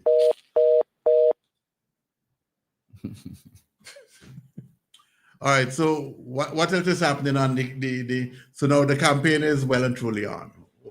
What's happening now? So we've covered the nomination day, we've covered the special registration period, and the two main parties are all out in earnest trying to canvass the votes of the people of St. Vincent and Grenadines. What are they doing? Well, I have seen, well, today, as we speak, there is a youth rally in Diamond, in one of the new beautiful exhibition shelters, the ULP Youth Rally, Youth Convention. And last night, there was a rally in Bible from the opposition New Democratic Party. What else happened during the week? Yeah, that's pretty much it. Tonight, there's a gospel rally from the ruling Labour ULP at Rabuka. A small correction. The NDP refers to it as a village meeting, not a rally. Okay, so it's a... The one in Yes, yes. It's a village meeting. Yeah. Just for villagers. So, and from your interpretation, what was the response? Was it a village meeting or? Well, clearly, it's more than a village meeting. That's how they market it. Yes, yes. But the mobilization evidence suggests that attendance from practically all over. Yeah. And the event that took place at London Playing Field on Saturday, that was a warm-up rally. That was a warm-up rally, yeah. Okay, so things are happening and the election machinery behind the scene on the part of each party. Billboards have gone up? I'm seeing billboards going up and Markham's going on polls, billboards are going up. If there's a call, interrupt me. Yes. Okay, we'll after the call or maybe during this call, we can just talk about respect and damage for property. Mm-hmm. Good morning, Lansford. Morning, Joel. Greetings, welcome. Thank you. Fitzgerald and Philbert, morning. Morning, sir. Greetings, Fitzgerald and Philbert. Good morning, Mr. Weeks. Well, I hear persons refraining from calling the names of political parties. So I don't know. I don't know if it is formal now. That in this time of political campaign and an upcoming election, that on issue of hand, we have to refrain from saying who we support. I don't know if that is just among the host on the program, or if the listeners is referring also. Cecil is not there, I understand that, but I think a man like Joel can take on that responsibility to say yes or no. we did not establish a position as to whether persons can express who they're supporting for, who they're supporting or who they are not supporting. I think it comes naturally that we tend not to indicate one way or the other for the sake of the callers. No, internally it's different. Yeah. And we the host here, that's different. But in terms of the callers, it's the callers can express themselves. Exactly, yes. Okay, thanks for the clarification. I did say though that I am fully committed to one party, and everybody knows where my commitment lies. In a question that you're doing the same thing Mr. Fact did to you, man. It was the fact. Gentlemen, I want to start with the Jamaica situation. First of all, we ought to bear in mind that $70 million US. If you compare geography or even population, it's really very little. 70 million Jamaican, US dollars converted. Well, that's 11.4 billion Jamaica dollars. Yes, but even to EC. if you bring it to EC, it's just about less than $2.5 million US. 200 if you take into consideration size, whether it is geography or population, and you transfer that to St. Vincent. What I mean by this, Jamaica's population is 33 times St. Vincent population. And the geography, the ratio is probably higher. Not probably, it is higher. So if you take that into consideration, it's very little money. Especially if you look at the total damage, and if you take that as a percentage, you're probably correct. Yeah, it's not probably. It's minuscule. It's not any. So I said that to say our contingency fund is really important, and it was visionary when Prime Minister Gonsalves and his team of policymakers, his cabinet, took that decision and put that in place.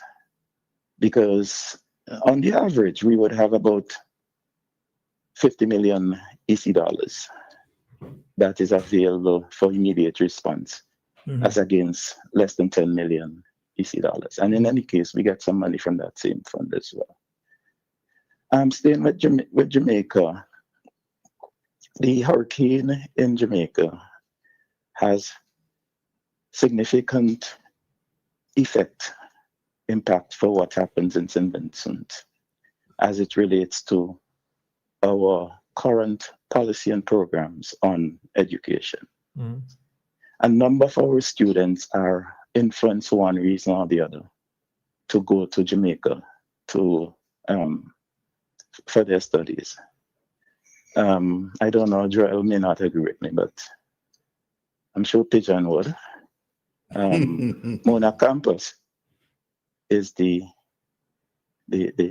campus of choice when you come to the University of the West Indies. And as happened after Gilbert, according to my friend who corrected me recently, after a major hurricane like the one we just had, it is going to have significant impact on housing. So even our students who are planning to go to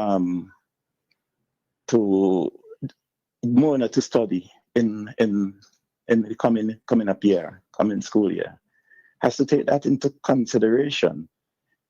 Because while Kingston may not have been significantly impacted, the University of the West Indies provide these halls of residence. And very often, as a person from outside of Jamaica, we will prefer to live in hall. Well, I mean, maybe that's my preference. But when you take into consideration the damage that was done in St. Elizabeth and wherever, Montego Bay and so forth, practically all of the students who come into Mona would want to live on campus because it is less expensive than if you live all off hall, and with all of the economic impact, persons would be looking for the less expensive means of doing your education. I remember after Gilbert, a room on hall that was designed for one person officially had 3 persons living in it. When I arrived 2 years later, and I think Pigeon may have experienced the same thing, 2 years after Gilbert, you had 2 in those rooms, 2 persons in those rooms. And these are rooms that are truly designed for one person. And it becomes very difficult for you to live and study for a variety of reasons. We can speak a whole lot more on that. quickly speaking, though, with respect to the media and communication, can I just have a. So can you just hold 1 second for me, Lance, before you go on to the one on media and communication. The question about the contingency fund and so forth. Would you support the idea as well that in addition to the government having a contingency fund, that individuals should begin thinking or should think more about their self-insurance and having their own personal contingency fund? I totally agree with that. Yes, Joel. I mean, that's. I don't think that's something anybody can argue against. Even the regional bodies such as the trade unions, teachers unions, etc. Part of their membership fees could go towards a contingency fund because there's a tendency to attempt to assist in the wake of these disasters. I could recall in 1995 with the volcano in Montserrat, the Caribbean Union of Teachers attempted or raised the idea of a contingency fund. I agree that, Philbert, but we all also have to remember the difficulties that we face sometimes with these issues. Remember a few years ago, a local organization here had a lot to say. Some individual members had a lot to say with respect to resources that were raised for their members and how it was distributed, or even whether or not it was distributed at all. Internationally, for example, in the US, it is illegal and not permissible at all for an NGO, for example, to raise funds for one purpose and use it for another, no matter how justifiable it is that the NGO should be supporting that other initiative. It should not be done. It's totally illegal. And that is something at times I have trouble pointing out to persons who I serve with. Hey, Mr. Weeks, with the contingency fund, the way it's structured is attached as a 1% on the VAT. So instead of the VAT was 15%, it went on by 1%. It's now 16%. With that 1% going towards the contingency fund. The NDP is proposing reducing VAT by 3%. How would that, in your opinion, affect the contingency fund? I'll use an example to indicate the nonsense that reduction in across the board for 3% reduction in VAT and what it means. Somebody importing a BMW must have substantial means to be able to do so. And when you take off 3% off a brand new BMW, you're giving back resources to a person. You can do the calculation. Yeah, like the luxury tax. The VAT is added at the end of all of the other cost. And let us say all of the other cost amounts to $200,000, because we know these vehicles, as you said, Joel, are luxury and they're expensive. And it is only persons with certain means can afford them. So 3% of $200,000 you give back to one person. You can see what that can do for, as you say, Fitz, for the contingency fund, and even with the resources to support the vulnerable and so forth. So to answer your question directly, Fitz, that's a non-starter for me. I like the way the Prime Minister moved on the issue of VAT, which they have been doing for some time. Set the rate of tax of VAT for certain items at 0.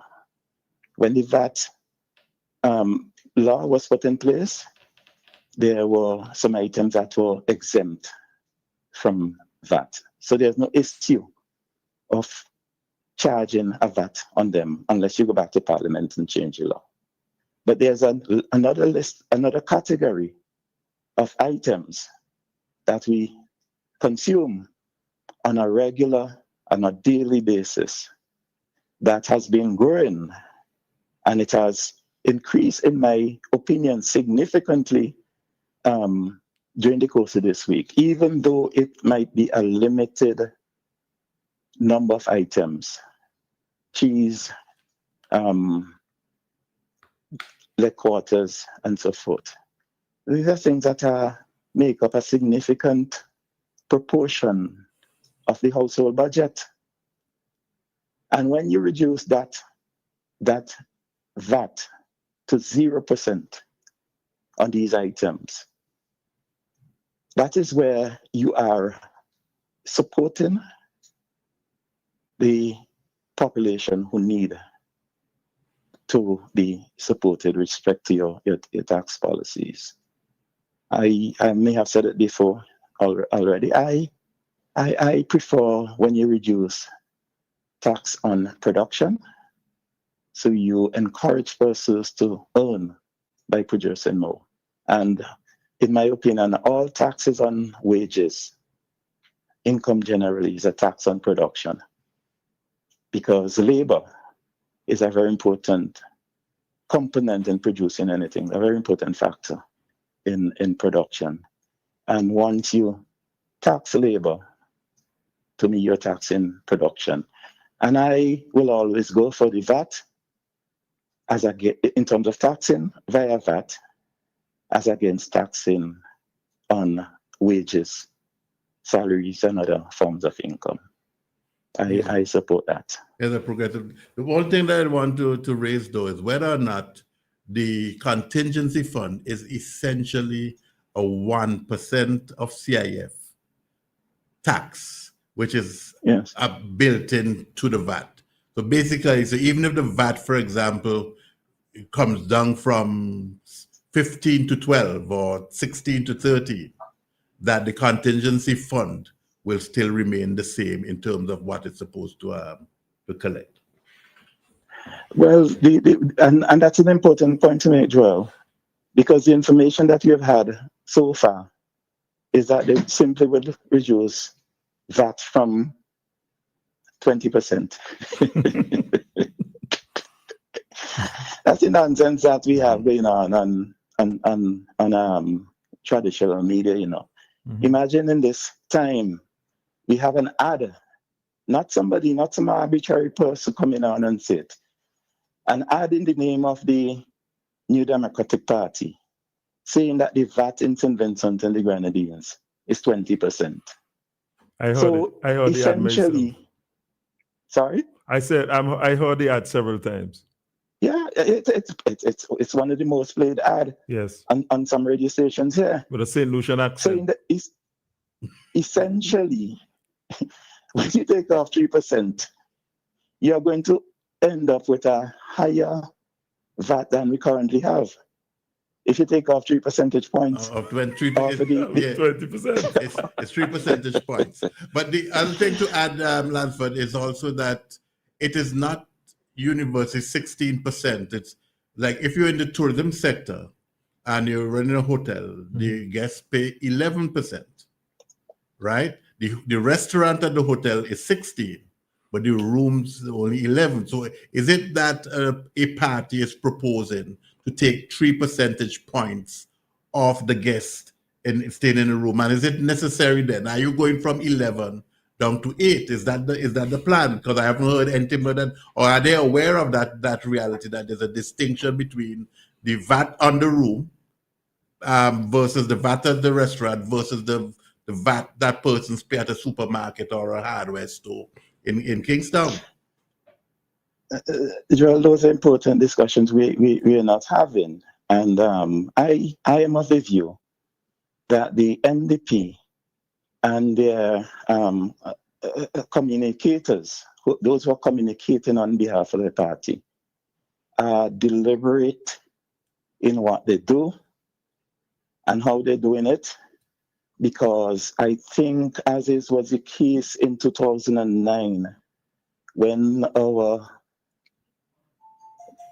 attempt to reform our constitution ended up in a political campaign towards the end. And we saw the same thing, that a number of lies were told. And it is the same thing that we're seeing now again, where these lies are told, and I think it is deliberate. And that's why on programs like this, we have to discuss it and call it out for what it's worth. I mean, you don't have to agree with me that it is deliberate. That's my view.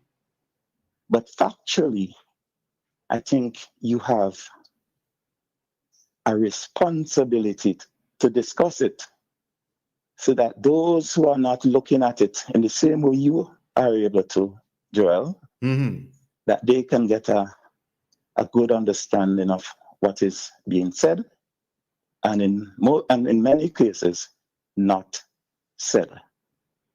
Because when a party come and advertise publicly that they will reduce the VAT by 3%, but according to them, where are they going to reduce it from? From 20%. They are the ones who say the VAT is currently 20%. So if they're going to reduce it by 3 percentage points, it means that they're going to end up at 17%. I would like to think that is a slip of the tongue by somebody. No, it's but not a slip. Joel, It can't be a slip of the tongue. If you listen to the ad and they continue to run the ad every day in prime time. Supposed to, because the average person, if you go to a supermarket and you buy groceries and so on, it says 16%. If it's a slip of the tongue, it would have been corrected. Joel, but the ad continues. Well, then Joel. The average person do not see the rate of that on their on their receipt. They see the basic cost, which might be illegal, because as far as I know, the VAT Act say the price quoted must include the VAT. Maybe on the shelf it is, I'm not sure, but I'm talking from the receipt that you get. You see all of the items and the price.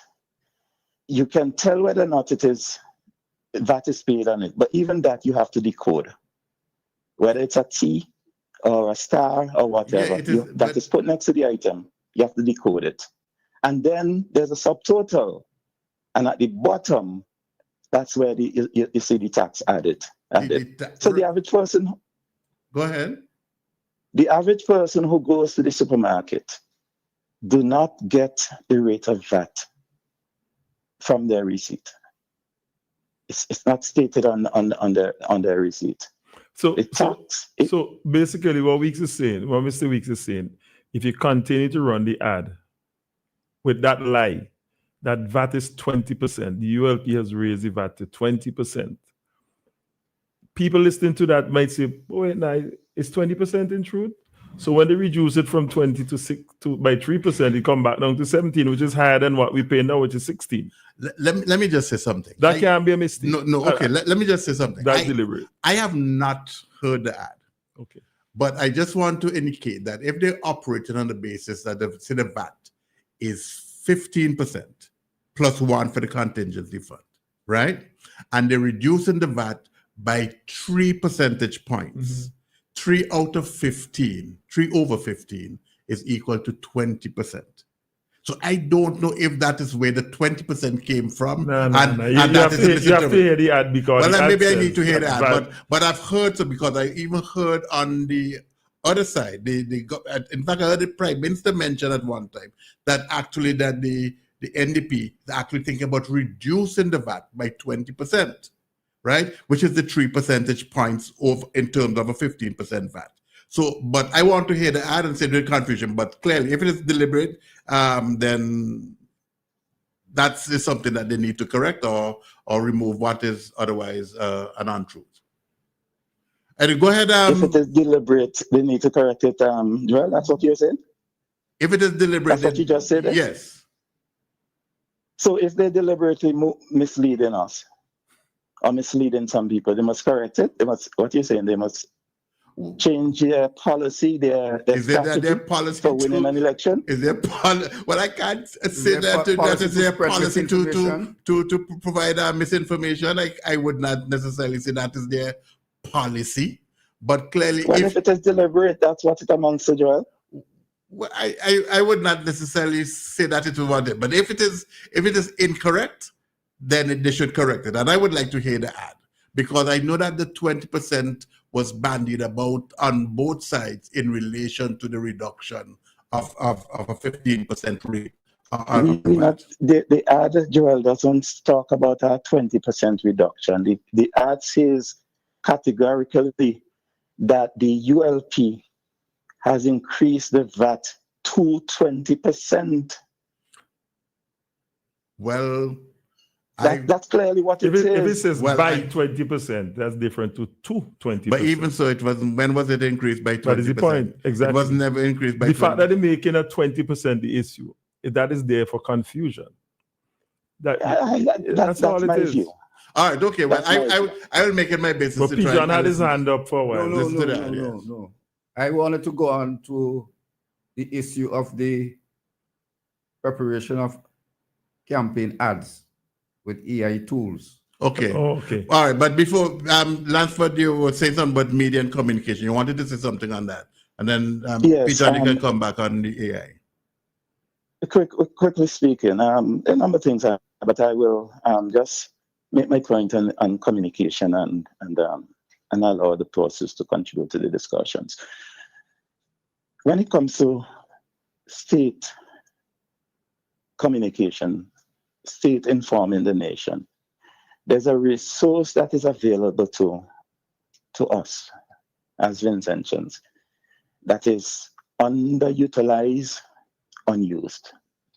I'm aware that in all of these telecommunication, all of these licenses, the radio licenses, television licenses, broadcast license, there's a clause that says adequate time must be allowed for government broadcast.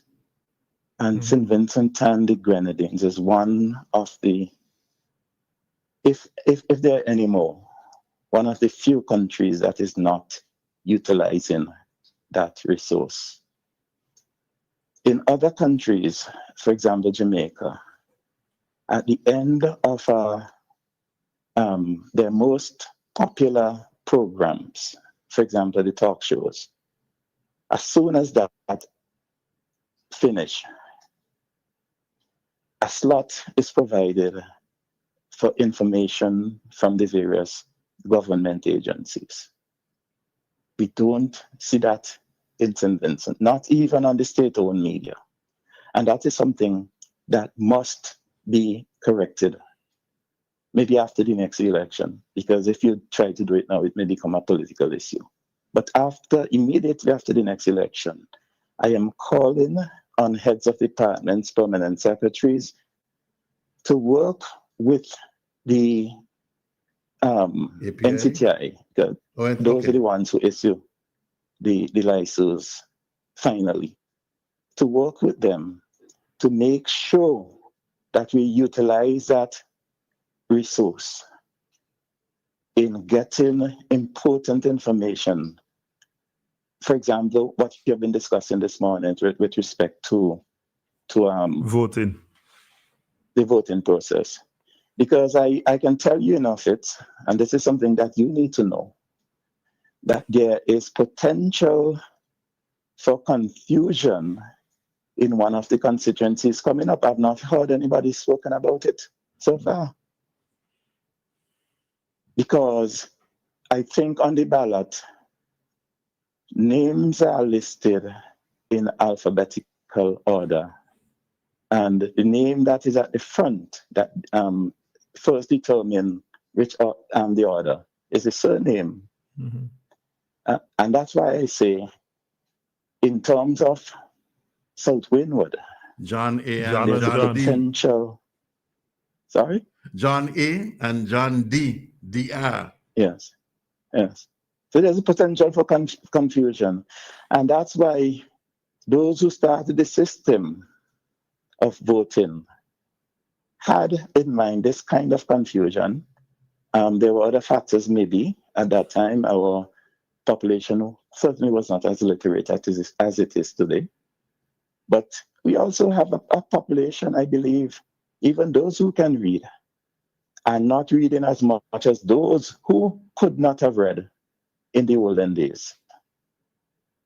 And therefore, they may just see John, and a John is a John maybe. And that is why the political parties have to go back to say, vote for the star. And especially in that constituency, and they have to start now. For the effect that was intended when symbols were introduced, and also for the existing situation. Finally, on communication, I am worried that so-called mainstream media is now relying totally on social media for the information that they broadcast. Traditionally, other sources waited for the mainstream media because mainstream media, the radio, the newspapers, the one television station, they had resources to verify the news and the information before they broadcast it. With social media in particular, everybody with a phone in their hand potentially is a media worker. We see it. But these individuals in most cases do not have the means, they do not have the resources to verify the information. And then the radio stations are taking it from those sources, verbatim, word for word, and repeat it. So while we are advocating for more information to be put on social, yes, that might be a good thing, because the more places you put it out to the public, is the more likely it will reach the public. But even that is the case, those who are responsible for putting out information, if they have to put it on social media, they must have some level of training. Because on social media, you cannot put it the same way you would put it on a radio station. Because a lot of the persons who are utilizing social media as their source for information are not the ones who would read a paragraph. They look at the headlines and they move on. And that is where some of the bloggers are less than honest, because they know they have the training. And you see the headlines that some of them publish. Often it is meant to mislead. And political parties as entities, they have to bear that in mind in terms of how they communicate, where they communicate. And to use your favorite phrase, Joel, and so forth. Guys, let me give somebody else. Yes. Let me give somebody else an opportunity. Okay. All right. Thank you. Express their views. Thank you, Lansford. Thank you. Having me. All right. And Pigeon? Yes, I think the Lansford came close to it in his last point about the authenticity of what goes on social media. Okay. All right. We have someone. I want to come back on this question, but we have a call on the line. Back with Mike. Good afternoon to you, sir. Yeah, good afternoon. How are you doing? Not too bad. Mr. Providence. Yeah, greeting. P. John and Mr. Huggins. Good, Yes. Good afternoon, gentlemen. This is a program I enjoy every Sunday, and it's a good program. And I must give the kudos to you guys for bringing some information, not a whole, some, to the listening public. a couple of questions. First, I'm not sure if everyone in the studio had a chance to listen to the opening of the port when it was open, and if they got a chance to listen to Mr. Linsky Douglas's speech, where he said the port came in with under $70 million budget. 700. $700? 700 million. You said 70. No, he said, it was under budgeted. Okay, go ahead. It was budgeted for that, but it came in under. Okay, correct. Okay, no problem. Go ahead. Mm-hmm. Right. My question is, okay, if that's the case, why did the government went back to Parliament for ask for an additional $24 million for the same project? But if you listen to Parliament, mm-hmm. the excess money that was to pay for equipment. The port, you remember, Linsky Douglas, his job was to build the port. Now they have to equip the port. Right. No, he's talking about building the port.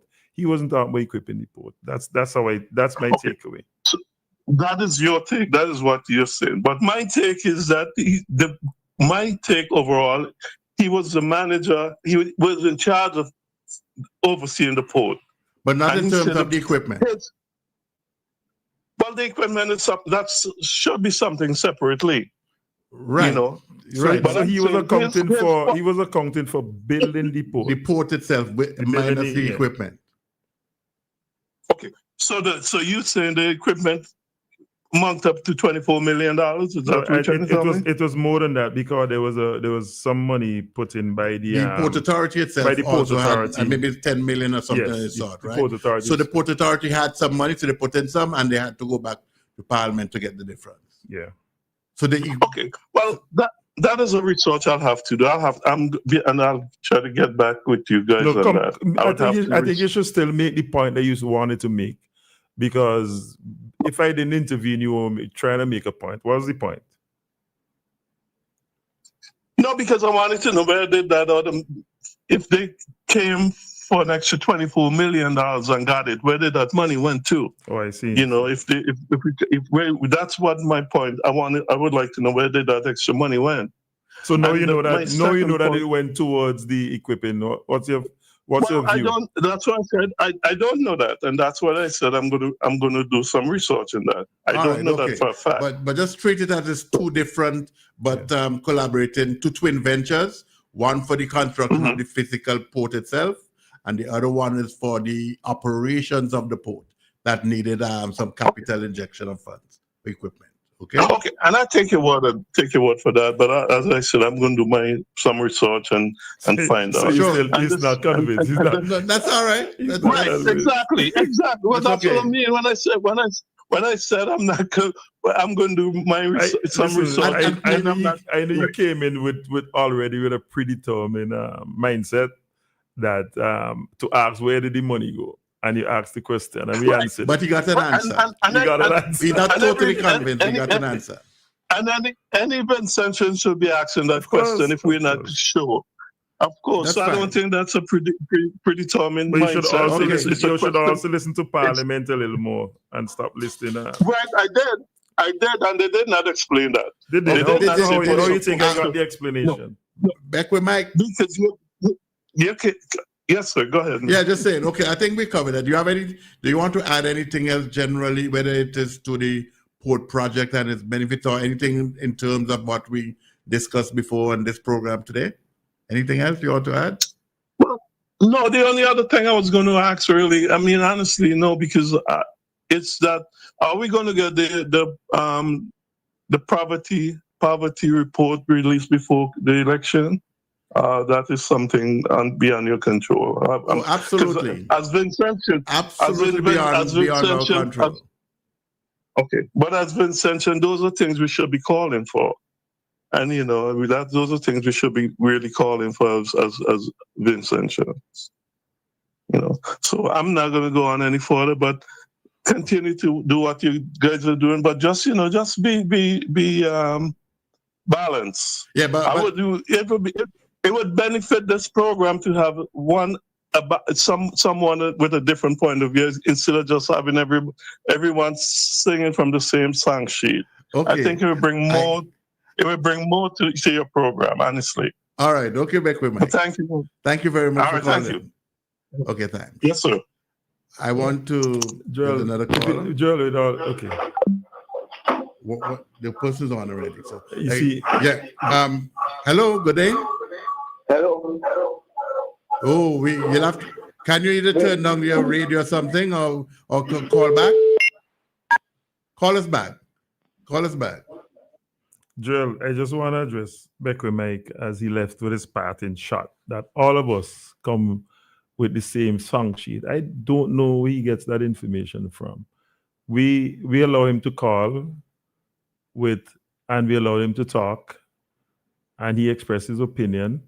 That's what the program is about. So even if all of us have our same song sheet, he had an opportunity to come with a different song sheet, which he did, and we allowed it.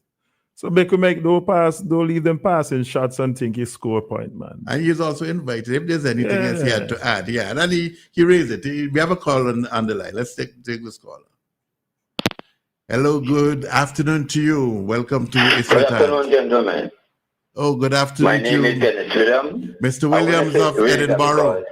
It looks like you have some issue with that, eh? What's that? Nobody actually, I don't really looking for friends because I'm Christian. And if I take everybody as friend, and they want it, with that friend, and they figure out like a different man, I have satisfied everything. But I just want to get a little message across once I really nobody. So my question is why here all you're talking about? Somebody was trying to defend the NDP. The NDP do deliberately talking and sitting to mislead people. And I totally agree with that because I could tell about 1,000 things that the NDP, even 99%, I think that the NDP saying it is definitely to mislead people and to fool them. And in a big way too. Fool them and turn around and use them. And that is a crime. So when I hear a man try to back up the NDP and say, well, they must slip my tongue, slip our tongue. No, I was the one who made a comment that to have an ad that speaks specifically that saying that the VAT is 20% when most persons know that the VAT essentially is 16% for most things and so on. That clearly it is misrepresentation.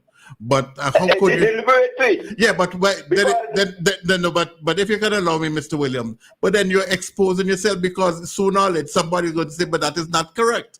And so that is why I said I think we ended by saying that I would like to hear the ad, but it is not in the interest of the NDP or anyone to make a statement that the VAT is currently at 20% when the vast majority of St. Vincent and Grenadines knows it is not 20%. So that's the point I'm making.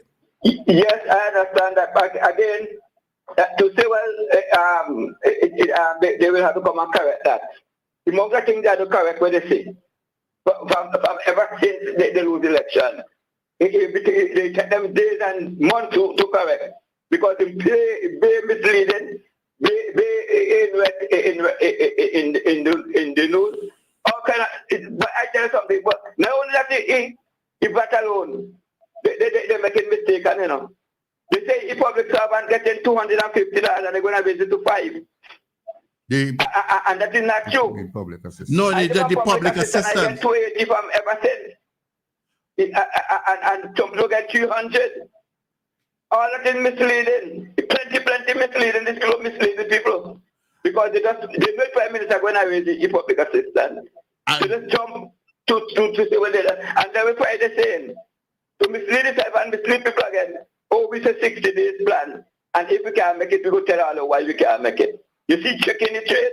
Did so he? That's been sent totally for full. Because we got what the Prime Minister that paying salary every month. Building airport, building work, building houses, giving people allowances, do this, do that. And go and put up a party power. Mr. Williams. About this thing and say that they're going to mislead the leader. They're going to make airport work. They're going to make the economy work. They're going to take our back. They're going to do this and all kind of thing and talking all kind of these kind of things that misleading, educated, Mr. Williams, and God-fearing people.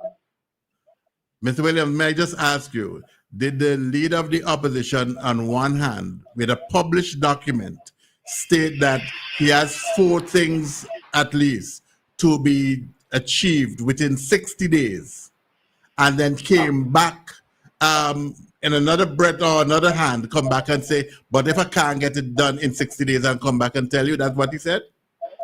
Yeah, exactly. Well, if he did that, that as far as I'm concerned, to me, I can't see how you're going to get much political currency out of that, because you can't say on the one hand. So then therefore... The people that is fooling is studying that, and you know that. No, well, they keep on telling them lies. I didn't hear the leader of the opposition say that if he can't get it done in 60 days, he'll come back and say. They've made a... Like they say that. Oh, well, like they say that all right, okay. Joel, and to support Mr. Williams is, I didn't listen last night, but when asked what is going to be the position with Taiwan, he said, we will discuss that when we get there. I mean, after saying that they would move, and when put under pressure to say specifically what is going to be your position. But that's different, Fitz. The difference is the 2 different things. That's the difference. It's 2 different things. The difference is the same approach where the decision was not well thought out and you're making an excuse. Well, maybe so, but there's a declared position in 2015 under the leadership of Eustace, right? And then Friday maybe in 2020. And he said that there's a position the party and not Eustace. Yeah, okay, but then in 2025, if he makes a declaration now, because sometimes I don't want to speak as if I am defending the NDP or defending the ULP. But sometimes I try to take a balanced approach to these things. On that particular question, if I don't see it as misleading the people, where that is concerned, on the question of the 4 things that they say that they're going to put out, right, including the poor relief of public assistance and so on, and that you're going to make a declaration that you're going to do this within 60 days, and then come back in a couple of sentences or a couple of minutes or a couple of days later and say, but if I can't get it done, then I'll come back and say. But clearly you should have worked out beforehand whether or not you could get it done in 60 days if you're a serious but we talked about this last week where we said that we need to cost these things. We said that in this program. Yes. And it has not been costed. Now, for example, the Prime Minister just announced that $360 will be the new public assistance from November. The election ends in November, pretty much the last day after payday in November. If the NDP takes power, would they now be raising it to $720 or just back to $500? Yeah, but because within 60 days. Yeah, you say you will double it. I'm talking about the quantum numbers now. Yeah, but it's within 60 within days. 60 days, yes. 60 days. So 60 days doesn't take place on the 28th or the 29th. But hold on. But when you say you're gonna double it to $500, yes, it's now gonna be $380, right? It's going to be $380. So are you going to now remove that $500 and scratch it out and put $720? No, because he did declare on the chat that the same thing what Mr. Williams just said. He said that $250 and $280. So he's speaking about the $250. What in the declaration is that it's going to move from $250 to $500 within 60 days. That is what they said. So even if it is changed for whatever reason, well, it's too late now for that, but it's certainly if it went to 280 or whatever it is, it is 360. Well, we're still talking. I believe that is still talking about 500. That's what the figure is. But if he feels that it's 280 and not 250, and it actually says double. In all due respect, you're not doing a good job trying to explain that. I think you should allow the opposition leader to do it. No, I'm not trying to explain the opposition. I'm not speaking for the opposition. Yeah. I'm not speaking for anyone. I'm basically saying that he declared on his sheet, this paper, this this card, yes, right? a card that they take around with you. They will double it, double the figure from 250 to 500, right? So if there's an error there, then they need to correct it and say what it is. But I'm just saying within 60 days. But initially, Mr. Williams is making the point about it was never 250, it was 300. That's what he's saying. He was getting 280, some people were getting 300. Some people get 280 and so 300. In the first place, they start off with wrong information. Correct, but whether or not it is delivered, that's the point I'm trying to make. Just like the 20% VAT. It's just numbers you train out there to confuse the people. We talk about the lies, and that's the point. Fitz, when the whole world knows, okay, if you know that it's 280, how can you then come back and say, well, it is 250 that everyone is getting, and therefore we're going to get from 250 to 500? How do you benefit from that? When the people get the public assistance, how do you benefit? All right, make your last point, Mr. Williams. Hello? Yeah, go ahead, make your last point.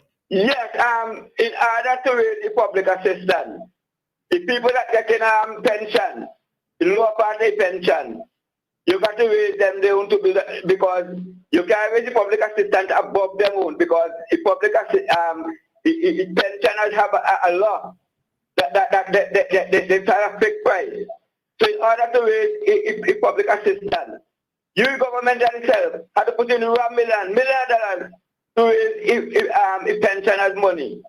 That they still go to above in non-computer. Well, I mean, but you know what I mean? Yes. People that can contribute, but in that way, as they say, to the pension. So they have to go to all that, and then they get money to find money for all that. So what that tells us, they're not halfway misleading people. They're misleading people. They're telling people things that they want to hear, and they do upchuck the government and make the government look bad.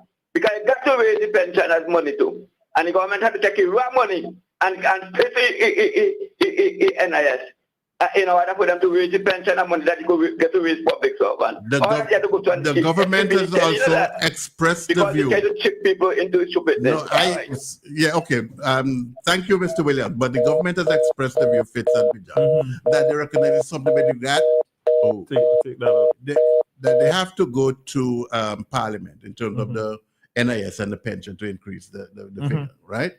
So and so on. But they'll have to recognize that it has to be pitched higher than the public assistance. So they will address it that way. Now, I haven't heard the NDP make the comment as to whether or not they'll go to Parliament and address the NIS. But I am not going to say at the same time, I'm not going to get involved with lies and this and all. I'm not getting in that. I'm taking it as it is. I don't know I don't know if anybody say who call and says a lie. But that's what you just said. What people want to know and what I want to know. I want to know is, have they costed it? How much is a month's salary in St. Vincent? $70 million. You promise a double salary by December. That means you have to find in 15 days, because we get paid 15th of December for Christmas. So in 15 days, you have to find $140 million to pay December salary. That's the reality. So tell us how you're going to find $140 million in 15 days. After the 28th of November. I'll respond by the person. So, Jeff, over to you. Good morning. Good afternoon to you. I believe afternoon your time. Yes. I was just listening. I haven't listened much because I just came from church, but I heard Beck with me, talking, and I believe he came with a preconceived question to ask. And then he ended up by saying that you guys will have, like a different voice on there to be objective. But I believe I've heard him say in another program that he will advise Dr. Friday not to come on his program. And if he's going to say that he will advise Dr. Friday not to come on his program, then how come that he's calling for somebody with a different voice to come on? This is crazy. I think, in fairness to him, he was speaking about the panelists, not necessarily. Yeah, but the panelists, but yes, I understand the panel, but still, he have gone out and said, I'm pretty sure I've heard him say, he will advise Dr. Friday not to come on this program, ever to come on this program. Well, all I can say to you, Jeff, is that if someone wants to be the prime minister for all of all, then the Prime Minister have to recognize that all would not have the same view, and he should be speaking with all, to all, and have and entertaining different views. That is what I'm saying. My thing. Yes, I believe the same too, because you're gonna advise a man not to come on the program. What are you saying? So I guess question might be too hard for him to answer. So all right, listening. All right.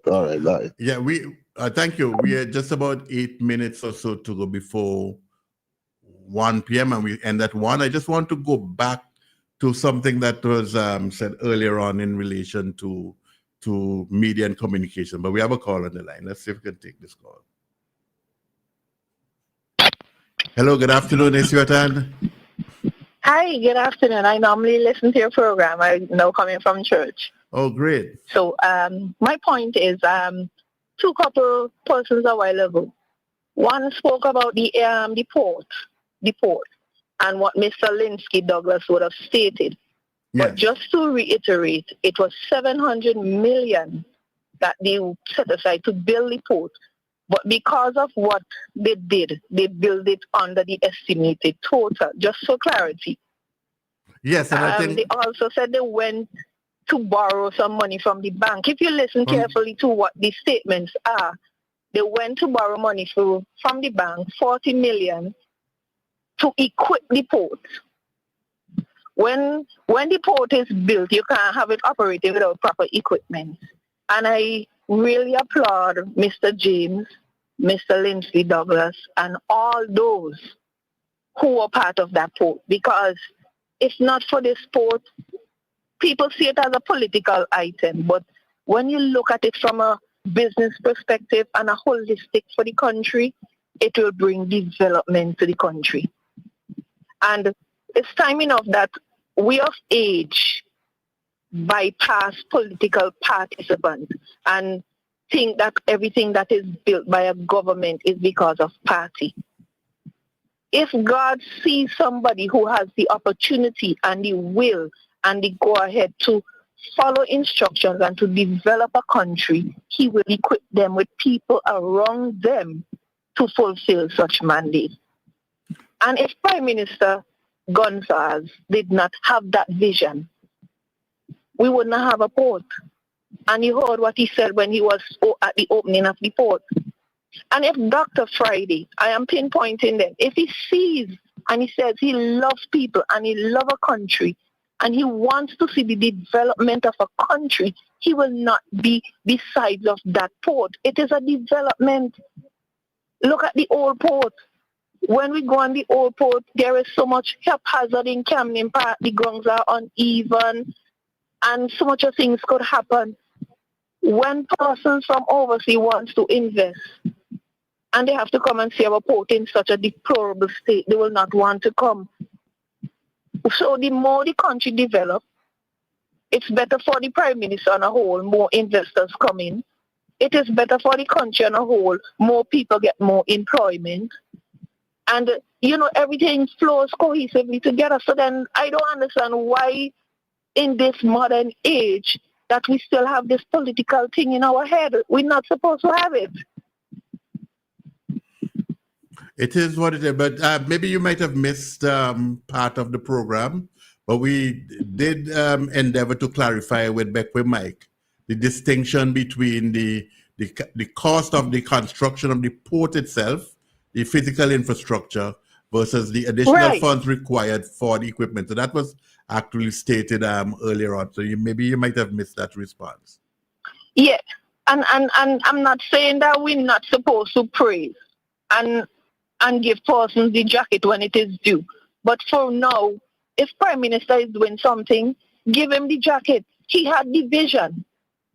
For this time, he has the vision. If Dr. Friday comes into power and he has a vision, he will fulfill his vision once he have the right persons around him to fulfill it. But then if you keep pulling on one and praising one, and you can't be biased in this way.